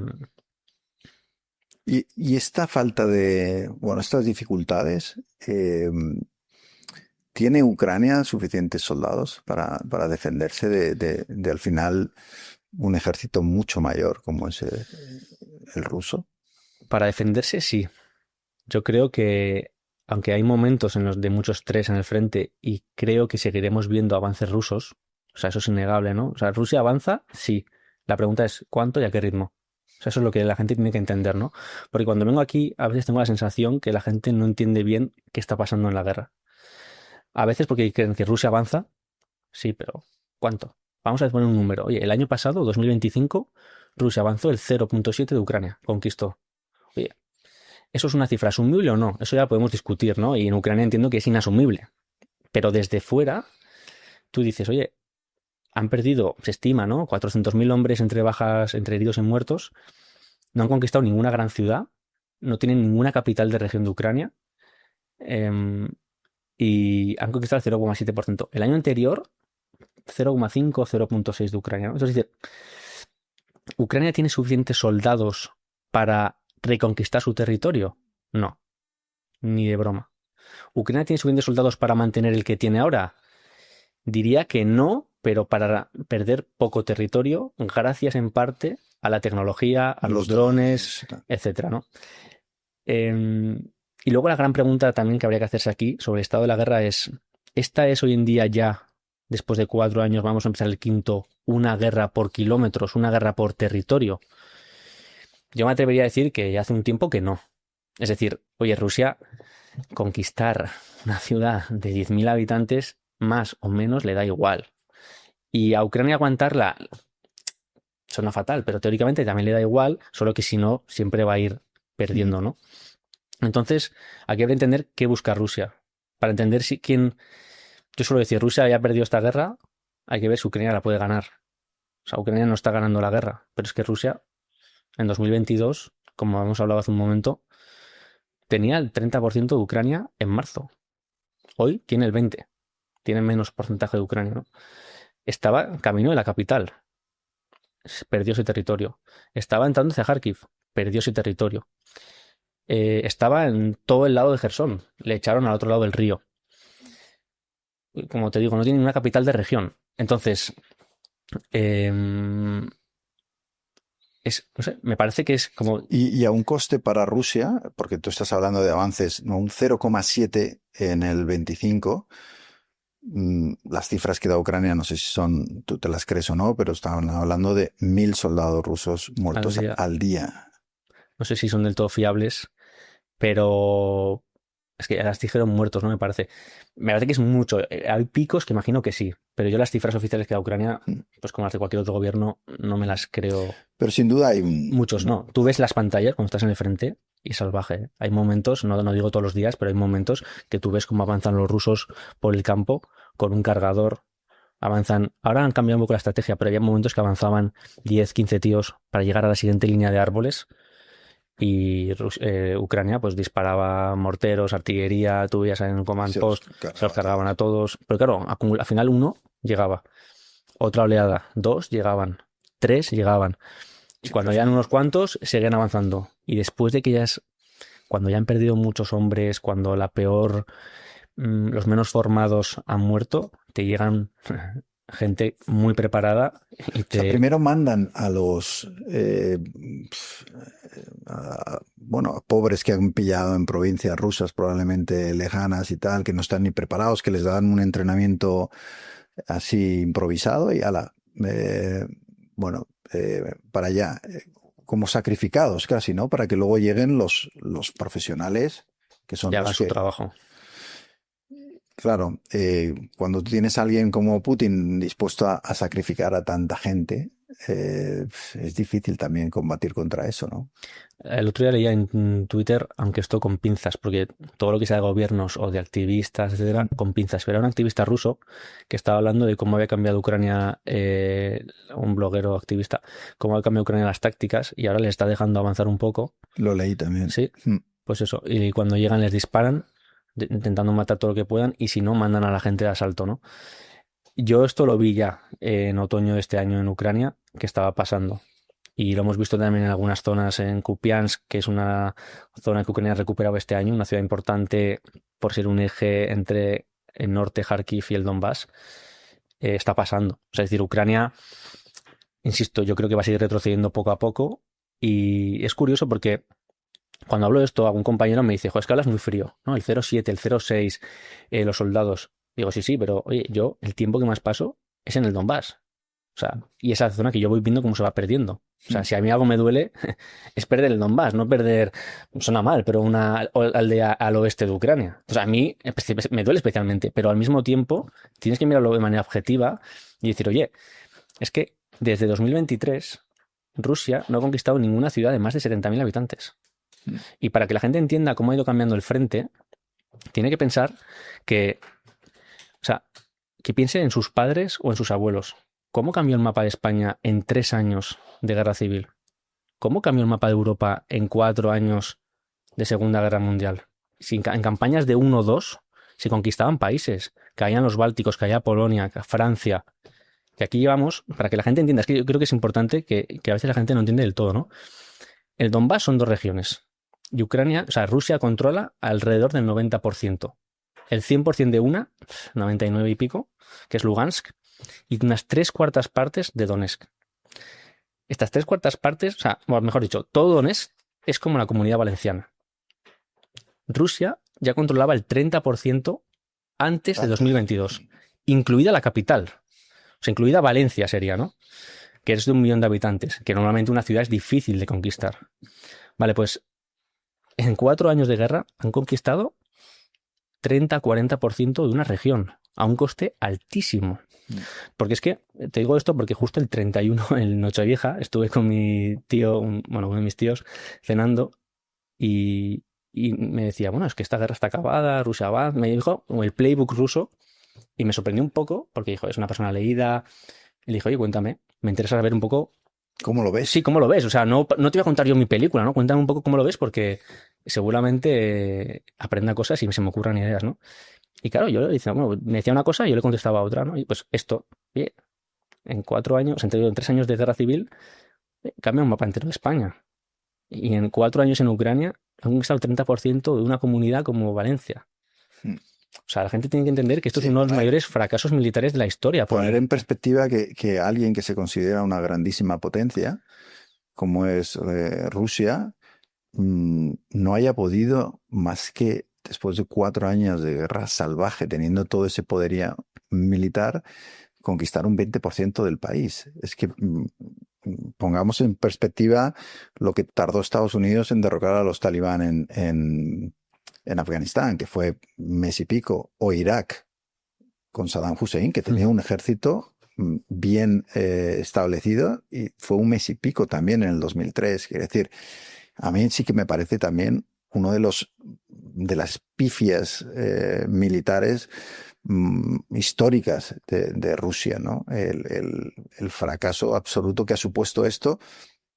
Me da a mí la sensación que por las fantasías imperialistas y la nostalgia soviética de un solo hombre, ¿no? Que decide que, porque luego, bueno, hay mucha gente que enseguida cuando dices esto, bueno, otanista, vendido, te pagan la OTAN y tal, ¿no? Cuando yo he estado en operaciones de la OTAN y mis reportajes han denunciado los abusos de la OTAN. Yo no tengo nada ni a favor de la OTAN que decir, pero la realidad es que, y es una de las cosas que yo creo que tiene que desesperaros a los que estáis sobre el terreno, es hasta qué punto la propaganda de Putin es efectiva, que ya hay gente que te sostiene, incluido Donald Trump, pero ya eso es esa parte, pero mucha gente, y en mi entorno también, que te sostiene que la guerra la comenzó Ucrania. Y te lo dicen y tú dices, pero vamos a ver, o sea, es decir, va en contra de el más mínimo sentido común, pero da igual, cala, y yo creo que una cosa que os pasa, ¿no? También a los que estáis ahí currándose en el frente y viendo la realidad, que de repente te llega un tuitero y te está dando una lección sobre lo que está pasando en Ucrania, ¿no? Cuando llevas 4 años jugándote el pellejo por contarlo. Sí, y además te iba a contar pues un poco a la inversa, pero ahora que te decía lo de los datos, eso no quita para deserciones, muertos en Ucrania, corrupción, o sea, es que, Sí, tú no, lo cuentas. que cuando dices esta parte, hay gente que me dice, no, oye, Rusia no avanza, pierde muchos hombres, compáralo con la guerra civil. Ah, entonces, Ucrania todo bien. No, es que es una guerra, hay muchos muertos, hay muchos problemas internos, hay divisiones sociales. Oye, en España también está España dividido, o sea, no es tan sencillo, ¿no? Y hablando del tuitero, me pasó un poco al contrario, me pasó con proucranianos. Bueno, me ha pasado muchas veces con prorrusos, pero me hace gracia esta en concreto, porque la contraofensiva ucraniana que salió mal en 2023, que yo creo que fue un fracaso militar, yo tuve la suerte de que un amigo era comandante de una compañía, o sea, unos 150 hombres, hicieron un asalto, que eran los que estaban armados equipados con equipo estadounidense, y hicieron un intento, salió mal, les atacaron con helicópteros, artillería y fue un fracaso. Y hubo un segundo intento que no salió en redes sociales, porque hoy en día la gente cree que si no lo ve en Twitter no existe. Como ya, pero que no todos los vídeos están en Twitter, amigo. O sea, no te preocupes, ¿no? Entonces yo estaba con él, con el comandante, viendo una foto con sus hombres llenos de barro, desastre, eran como un equipo, o sea, lamiéndose las heridas, ¿no? Parecía un poco. Y el comandante prácticamente llorando con la foto que estaban entrenando en Europa. Muerto, muerto, muerto, herido, herido, muerto. 50 tíos out de 150. Y me acuerdo que lo conté, ¿no? Dentro de la contraofensiva y había sido un fracaso. Y la gente me decía, "Oh, ya veremos en Twitter si salen los vídeos, porque si no es mentira". Y yo, pues si estoy ahí. Estando tú allí. No es que esté ahí de me parece, no, es que el comandante te lo está diciendo, Sí. está llorando, está enseñándome la foto, estoy viendo a los tíos que llegan, apareció uno que apareció tarde, que había, pues claro, reventaron los blindados y el que pudo se metió en un bosque y luego regresaba andando 10 kilómetros y apareció al día siguiente. Y pensando, a ver, pero ¿qué me estás contando? O sea, quiero decir, la gente tiene como una percepción de, y digo, además, pone dónde estoy, o sea, que en el periódico pone, oye, firmado en... Sí, pero enseguida si no dices lo que ellos quieren, estás vendido a alguien o tienes... Supongo que hay que aislarse un poco de eso, ¿no? Porque si no Sí, da igual. sería ridículo. Y luego es verdad que hay mucha gente que no comenta en Twitter y que leen tus historias y saben que lo que estás contando es verdad. 100%. Pero es verdad que tiene que ser un poco desesperante y creo que no hay que entrar a debatir, ¿no? Con gente que desde el sofá de su casa o un tertuliano desde un plato de televisión, no habiendo estado cerca de un conflicto en su vida, más que en una película de Hollywood, diciéndote exactamente, qué está pasando en Ucrania y quién tiene la culpa cuando no están ahí, ¿no? Es un poco absurdo, pero bueno, son los tiempos. Yo creo también que los medios, tú que has sido director, tienen un poco de responsabilidad, sobre todo diría la tele, más que los Sí, periódicos, porque yo entiendo que el día que empieza la guerra, oye, llames al que conoces, que te puede resolver el problema, pero joder, 4 o 5 años después, no puede ser que llames, sí, me viene a la cabeza, ¿eh? Radio muy importante en España y que su fuente en Ucrania es el de Médicos Sin Fronteras, que cuando yo estaba en el frente, yo era su fuente. O sea, ya. saben menos. Unas monjas en Kiev, no puede ser. O sea, para hablar de un apagón en Kiev igual sí, Sí, sí, sí. pero no puede ser, ¿no? O una guía turística que habla español. Hombre, han pasado 4 años, igual, o un general español retirado que sabe de la guerra Sí, actual, nada. nada, ¿no? Entonces, oye, hoy puedes llamar, hay un montón de compañeros buenos de Sí, radio, de y gente que tele, tiene inscritos. experiencia, que lo ha vivido, que te lo puede contar en primera persona. Y es verdad que, bueno, es que el drama de la información internacional en las teles, o sea, es verdad que en los periódicos todavía hay buenos reporteros y gente que cuenta las cosas bien, pero lo de la televisión es dramático. O sea, bueno, ahí había las grandes reporteras, ¿no? Y todavía hay buenas No, hay reporteras. gente que hace muy buen Sí, trabajo, pero o tiene pocos medios, o igual ellos en el telediario hacen un buen trabajo. No quiero que crean que es un ataque a esas personas, pero luego en la tertulia, que está 3 horas, llevan a alguien que no sabe nada. Oye, sí, pues sí. lleva a tu reportera y págale a ella, que seguro que está Claro, encantada. O claro, sea, claro, porque claro. además le hacen un buen trabajo, o sea, muchas Sí, sí, hay veces. gente que está haciendo muy buen trabajo. Oye, tengo mucha curiosidad por las brigadas internacionales en Ucrania, por los... No sé hasta qué punto, al principio creo que hubo como un subidón de gente que quiso ir a defender Ucrania. No sé en qué estado está ahora mismo. Uno complicado. Al principio sí que hubo mucha gente que quería ir allí, pero había gente muy preparada. O sea, tú coincidía un Navy SEAL o ex Sí, Navy gente que SEAL tenía experiencia militar. mucha Sí, y un friki que quería ser militar. No sé si por eso, porque a veces era difícil de cribar, que creo que un poco sí. También porque un muerto o varios muertos internacionales son mala prensa, mm, etcétera. Yo creo que Ucrania no utilizó a muchos que podía haber utilizado y dijo, mira, estáis aquí, hacéis vídeos, sí, más una cuestión de PR, propaganda. ¿no? Sí, De propaganda. relaciones públicas que de... Sí. Y eso, siempre había gente que estaba en el frente, ¿eh? No estoy diciendo que no, pero no lo utilizaron bien y no sé si por miedo, bueno, por lo que sea. Luego, la brigada, sí, la brigada la Legión Internacional, que se llama en Ucrania, Mm, ha sido bastante desastre. ya. Ya en el 2022, que ellos sí que iban a combatir, les acusaron de muchos delitos, de robar, de hacer cosas Sí, poco porque buenas. pues, supongo que se apunta gentuza muchas Sí, veces. sí, y los comandantes tampoco eran buenos. Si no me equivoco, eran georgianos, pero no me acuerdo bien. Y desde 2023-24, que es lo que me parece interesante, cada vez es más común que las brigadas normales tengan, o sea, la brigada ucraniana de toda la vida, Mm, tenga internacionales. Entonces, por vale. ejemplo, hay ejemplos buenos, como puede ser Hartia, que es una brigada que está en el norte, que ya tiene batallones enteros, por ejemplo, de latinos. Y otras que en sus equipos o en sus grupos, pues tienen 10, 20 extranjeros. Entonces, creo que es la mejor manera. Y ahora mismo, por ejemplo, la Legión Internacional la quieren como desbandar, la quieren quitar, Sí. porque está siendo bastante desastrosa. No lo sé. Ya, pero esto me llama la atención. O sea, ¿qué llama a un latino a querer irse a jugar la vida en Ucrania? ¿Es una cuestión económica, de dinero? ¿Es una cuestión, no sé si en algunos casos de principios, de, oye, quiero ayudar a un país que ha sido atacado, que me da la sensación de que al principio había más gente que estaba en esa esfera? ¿Qué perfiles son? O sea, Yo creo que siempre hay algunos que tienen principios, e incluso en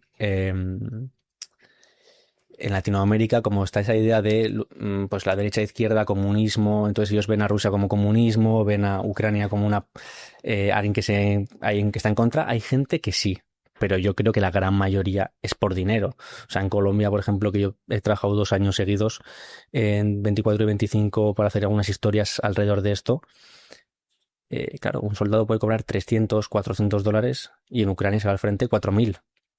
Entonces, ya, a muchos les sale a cuenta. Luego, lo peor es que no es tan real, porque ahora han cambiado las cosas y les intentan pagar el billete, pero al principio tienes que pagar billetes desde Latinoamérica a Ucrania.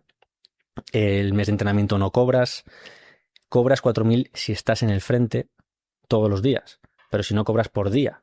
Entonces no ganas 4.000, por eso muchos acaban en grupos de asalto, que esos cobran el bonus siempre, pero claro, tienes que asaltar a la trinchera enemiga. Bueno, Entonces igual trabajas 12 días o 10, pero muchos no vuelven.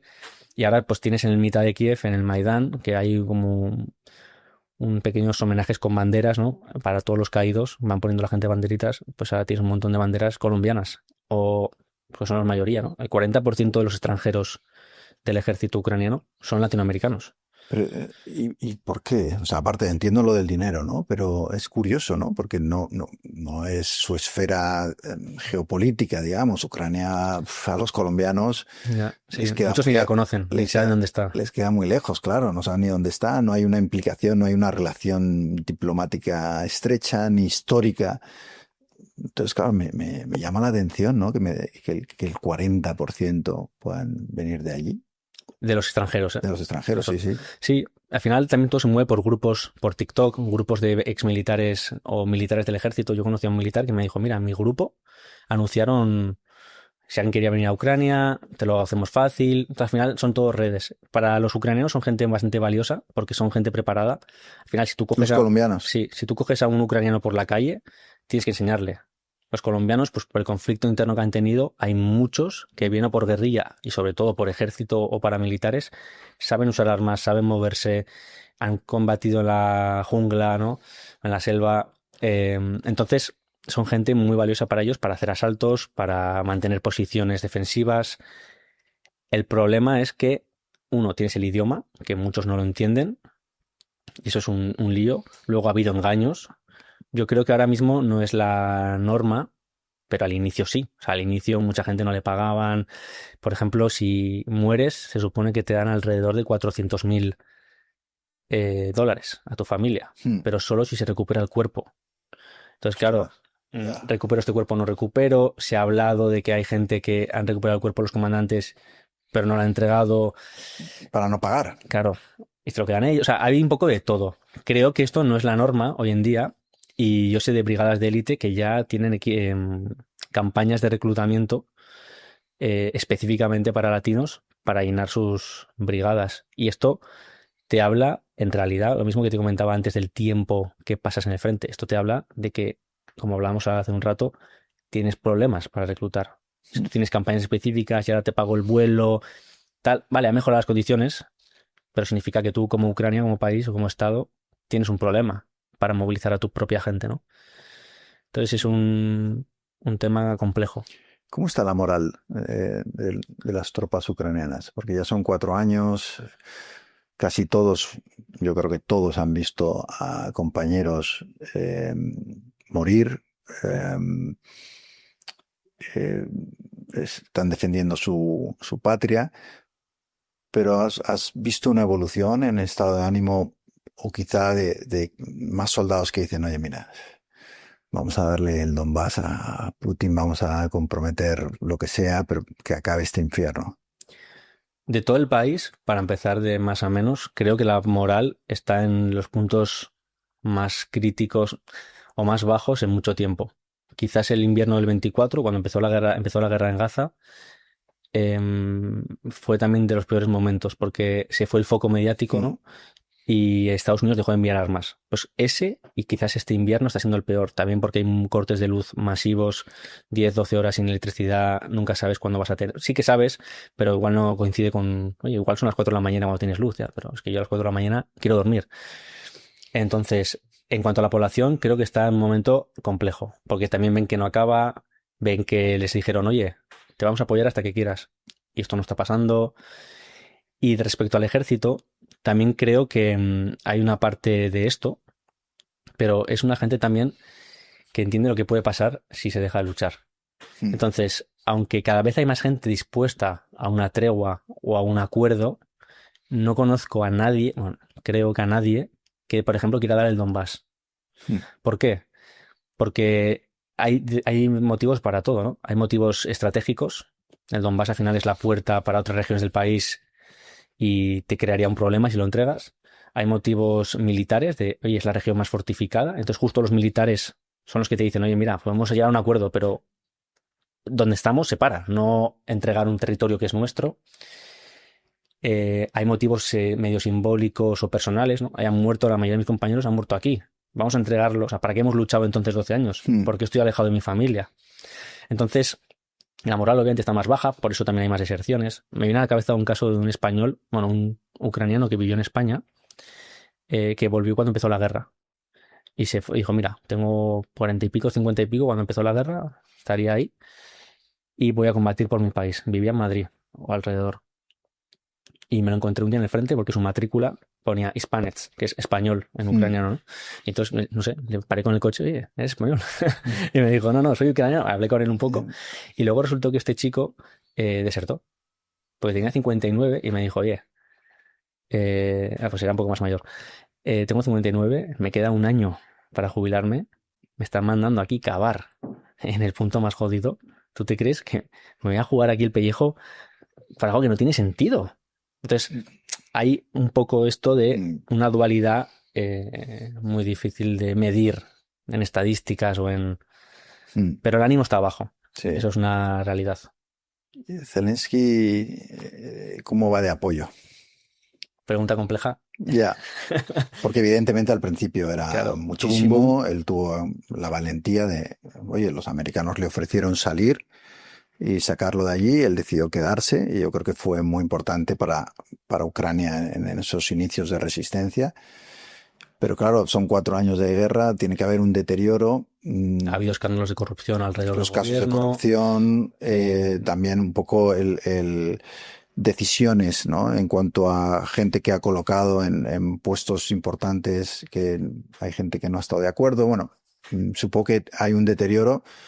No sé cómo es ahora mismo el apoyo que tiene en Ucrania. A ver, está por encima de cualquier líder occidental, que ya es mucho decir, ¿no? Sí. Por encima del 50%, pero en sus horas más bajas o de las más bajas de la guerra.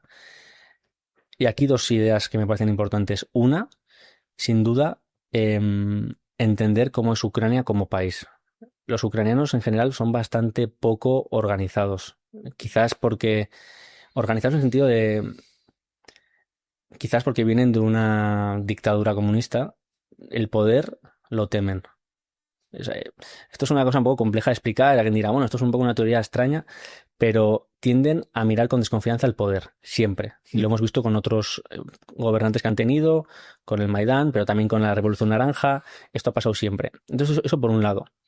Luego, hay que entender que cada vez que le humillan en el extranjero, eso le da apoyo en Ucrania. Porque, vale, me caes mal, no me gustas, pero te he visto como te está humillando Trump en la Casa Blanca. Es que lo he visto. Entonces, te veo aguantándote el insulto que los ucranianos se tienen memes, ¿no? En plan de yo le hubiera insultado. Entonces, esto en parte le cubre un poco algunos apoyos que no tendría. Y luego también, que en mi caso personal me ayuda a haber estado antes en el país para analizar un poco diferente. Porque en el 19, cuando yo llegué, justo él ganó las elecciones. O iba a ganarlas, ¿no? Pero estaban en la campaña electoral. Y la gente que yo conocía al principio era gente más de un corte nacionalista. No nacionalista extremo, pero fíjate que en la campaña electoral que él gana, su rival, su lema, era, si no me equivoco, ejército, lengua, patria. O ejército, lengua, algo así. O sea, era un mensaje mucho más nacionalista, ¿no? Y Zelensky lo contrario. Entonces mis amigos me decían que en el Donbass estaban ayudando a niños en una ONG, me decían, nos va a vender. Va a decir que va a acabar la guerra porque él llegó con la idea de acabar la guerra. Que a veces la gente me dice aquí en España, oye, que quiere seguir la guerra. Y hombre, a ver, no sé si se tanto así. Entonces esos amigos, por ejemplo, yo vi su evolución. Pasaron a apoyarlo en 2022 y a finales del 22, cuando Time ya estaba poniéndole de hombre del año, portada, ellos te decían, oye, no me gusta nada, en cuanto a elecciones voy a votar a otro, pero es nuestro presidente y le apoyo. Entonces ese es un poco el sentimiento que hay en Ucrania. Oye, mira, cuando acabe pasaremos las cuentas que hay pendientes por aquí. Y hay mucha gente con el cuchillo preparado, de todos los tipos, político, pero también el que está... Mucha gente con el cuchillo preparado. Pero no le veo una situación en la que el pueblo se vaya a levantar contra él. No van a ir en medio de la guerra contra él. La verdad es que tiene una situación difícil, ¿no? Si se compromete con Putin, que es claramente una persona que no cumple su palabra, arriesga el país, y si no, al final está viendo cómo una generación de ucranianos está siendo destruida, ¿no? Por la guerra, ¿no? O sea, la verdad es que no me gustaría estar en su Hay una clave posición. también en Ucrania que hay que entender, que quizás por eso es un país distinto al nuestro. Bueno, obviamente porque es una historia diferente, ¿no? Pero la gente en 2014, 2014-15, ya cedió con, mira, nos han quitado Crimea, Sí. nos han quitado parte del Donbass. Pero le dijeron, mira, vale, pero se va a parar aquí. Entonces, aunque la gente más nacionalista o mucha parte del país dijera, vale, lucharemos por reconquistar esto, aunque sea por la vía diplomática, cuando empezó la guerra en 2022, la gente dice, oye, me han engañado. Entonces, si paro ahora, mañana van a volver y me van a quitar el siguiente cacho, que será Dnipro, que será Kiev, que será Kharkiv. Entonces, esta es una idea que hay que calcular bien cuando hablamos en los medios, porque todo el mundo está dispuesto a que le engañen una vez, pero no dos Hmm. o no tres. No los acuerdos de Minsk. Entonces, Sí, sí. eh, Sí, que hay lecciones ahí, bueno, que hacen pensar que, claro, Putin está grabado, está en vídeo, ¿no? Él reconoce, no, jamás, no, Crimea es reconociendo que es parte de Ucrania y demás, y luego lo invade, y esto es como normal. Entonces, incluso si le ofreces garantías, ¿no? De seguridad, y las firma y tal, qué garantía hay de que las vaya a cumplir, ¿no? Es difícil, ¿no? En el caso de Putin, eh, ahí sí que no hay duda sobre la impopularidad en Ucrania, y lo que piensan los ucranianos. De todas formas, la geopolítica y lo que estamos viviendo, ¿no? Un poco una comunidad internacional sin ley, donde Trump dice abiertamente que las normas básicas ya no sirven, donde hay este auge de los autoritarismos, digamos que todo este desorden internacional no le viene muy bien a Ucrania. O sea, da la sensación de que la geopolítica no está de su lado tampoco. la verdad que el cambio de gobierno en Estados Unidos ha sido decisivo para este cambio que comentas. Y es curioso porque muchos ucranianos querían que llegara Trump.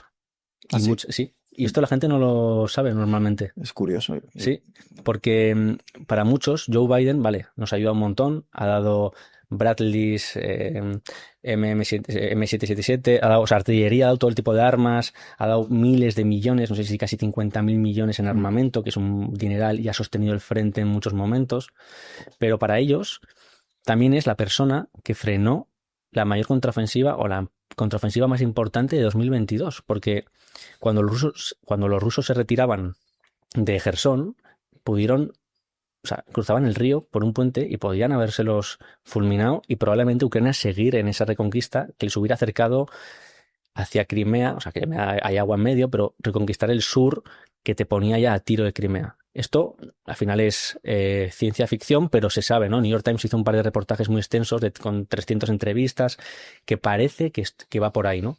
Entonces Joe Biden fue, vale, te ha dado un montón de dinero, pero también o sea, la sensación es, me dejan sobrevivir, pero no ganar. Yo tengo la sensación de que hubo un momento en el que Ucrania pudo haber ganado en la guerra si Estados Unidos y Europa hubieran tomado las decisiones adecuadas, ¿no? Y es verdad que eh, probablemente por miedo a lo que podría haber hecho Putin, que estaba en ese momento constantemente amenazando además con el tema nuclear, no se atrevieron, ¿no? Y ahí se perdió esa oportunidad. Y se le dio la oportunidad también a Rusia de volver, ¿no? A recuperar y demás. Por eso Trump, para mucha gente, te digo, fue como una moneda al aire de, va, quizás nos apoye, es un hombre fuerte, los ucranianos tienen un poco esta mentalidad. Sí. Claro, pasa un mes, Y sorpresa o no sorpresa, para mucha gente no, ha sido lo contrario, ¿no?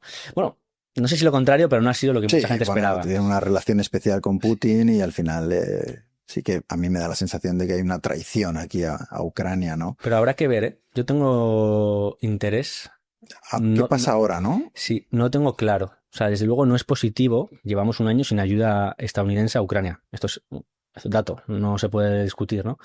Trump le ha humillado. Trump narrativamente está en la posición de Putin y Putin ha movido los hilos relativamente bien durante el año, o ha tratado, mejor dicho, pues con propuestas de tregua, con la cumbre en Alaska, que, oye, no ha conseguido quizás lo que quería de que le den el Donbass, pero internacionalmente vuelves a estar en la foto y recuperas tu posición de poder, con lo cual, oye, no te ha salido tampoco mal, no podemos decir eso, ¿no?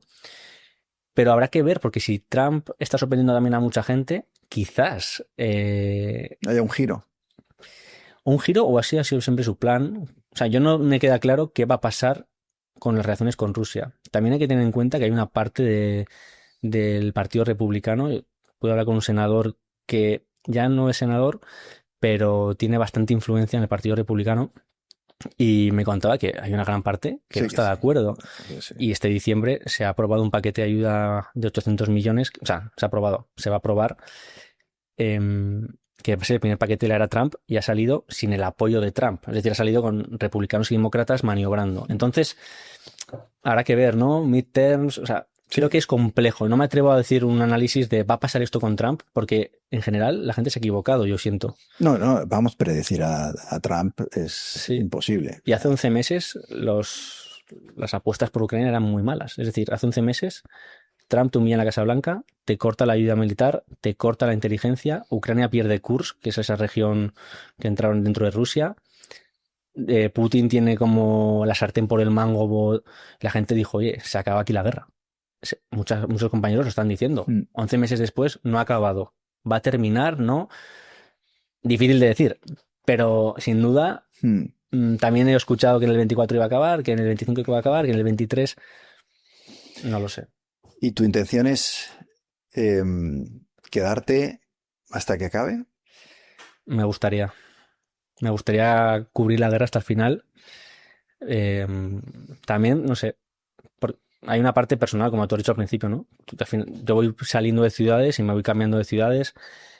Voy viendo cómo se van perdiendo y digo, "Joder, me gustaría intentar seguir contando las historias de esta gente, porque o sea, al final ahora estamos hablando mucho de geopolítica, Trump, los mapas, el porcentaje, pero oye, es gente que se va de su casa, soldados que se sacrifican por su familia. Pues no sé, el otro día, por ejemplo, murió no mi mejor amigo, la verdad, pero un conocido en el frente que había trabajado yo con él hasta hace poco, pues lo mataron. Entonces, van matando a gente y sí que creo que los medios están en un punto de solo te explicamos cosas y son de geopolítica.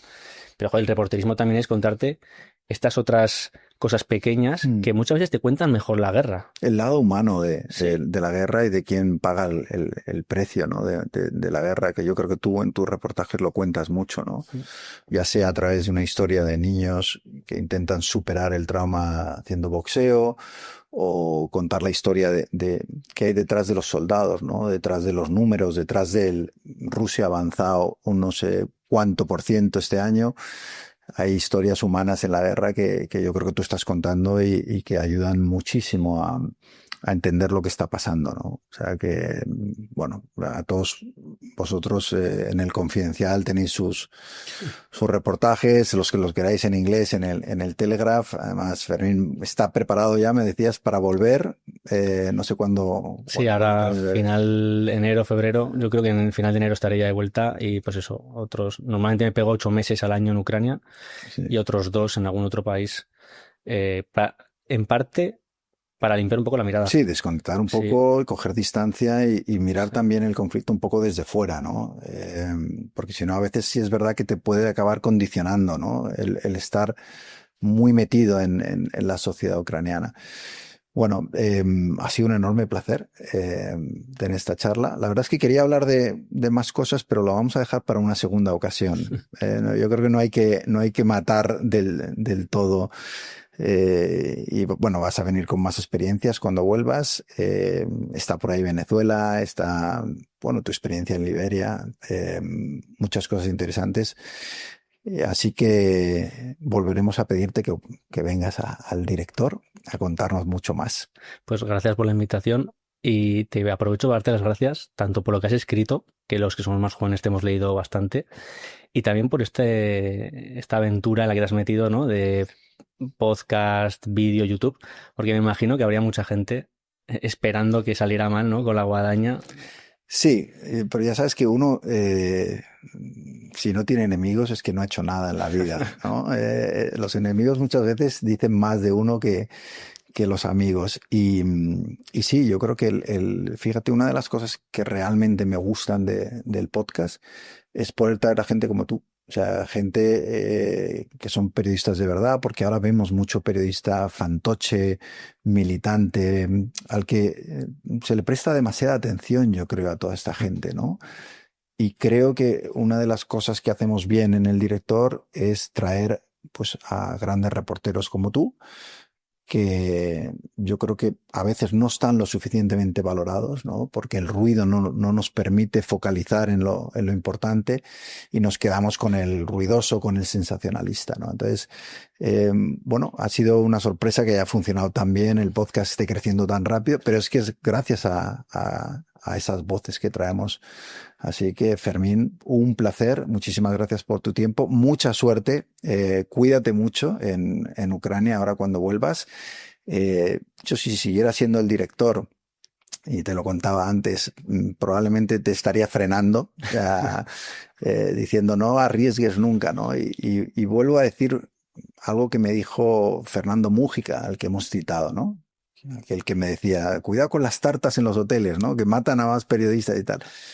Pero él me decía una cosa siempre, ¿no? Cuando me enviaba a los conflictos, me decía, un periodista muerto no me manda la crónica a tiempo, no me sirve de nada, ¿no? Entonces, a veces es mejor pausar, no arriesgar, dentro de que los riesgos son evidentes. Y lo que queremos es que estés entero, vengas aquí más veces a contarnos y le puedas seguir contando sobre todo a la gente lo que está pasando en Ucrania y en otros sitios. Y yo creo que todos los que han visto el podcast seguro que sienten una grandísima admiración por lo que haces. Así que muchas gracias. Gracias a ti. Y a todos vosotros, la próxima semana más y más verdades, que es lo que intentamos hacer en este canal. Y lo hacemos gracias a vuestro apoyo. Así que muchísimas gracias por estar ahí.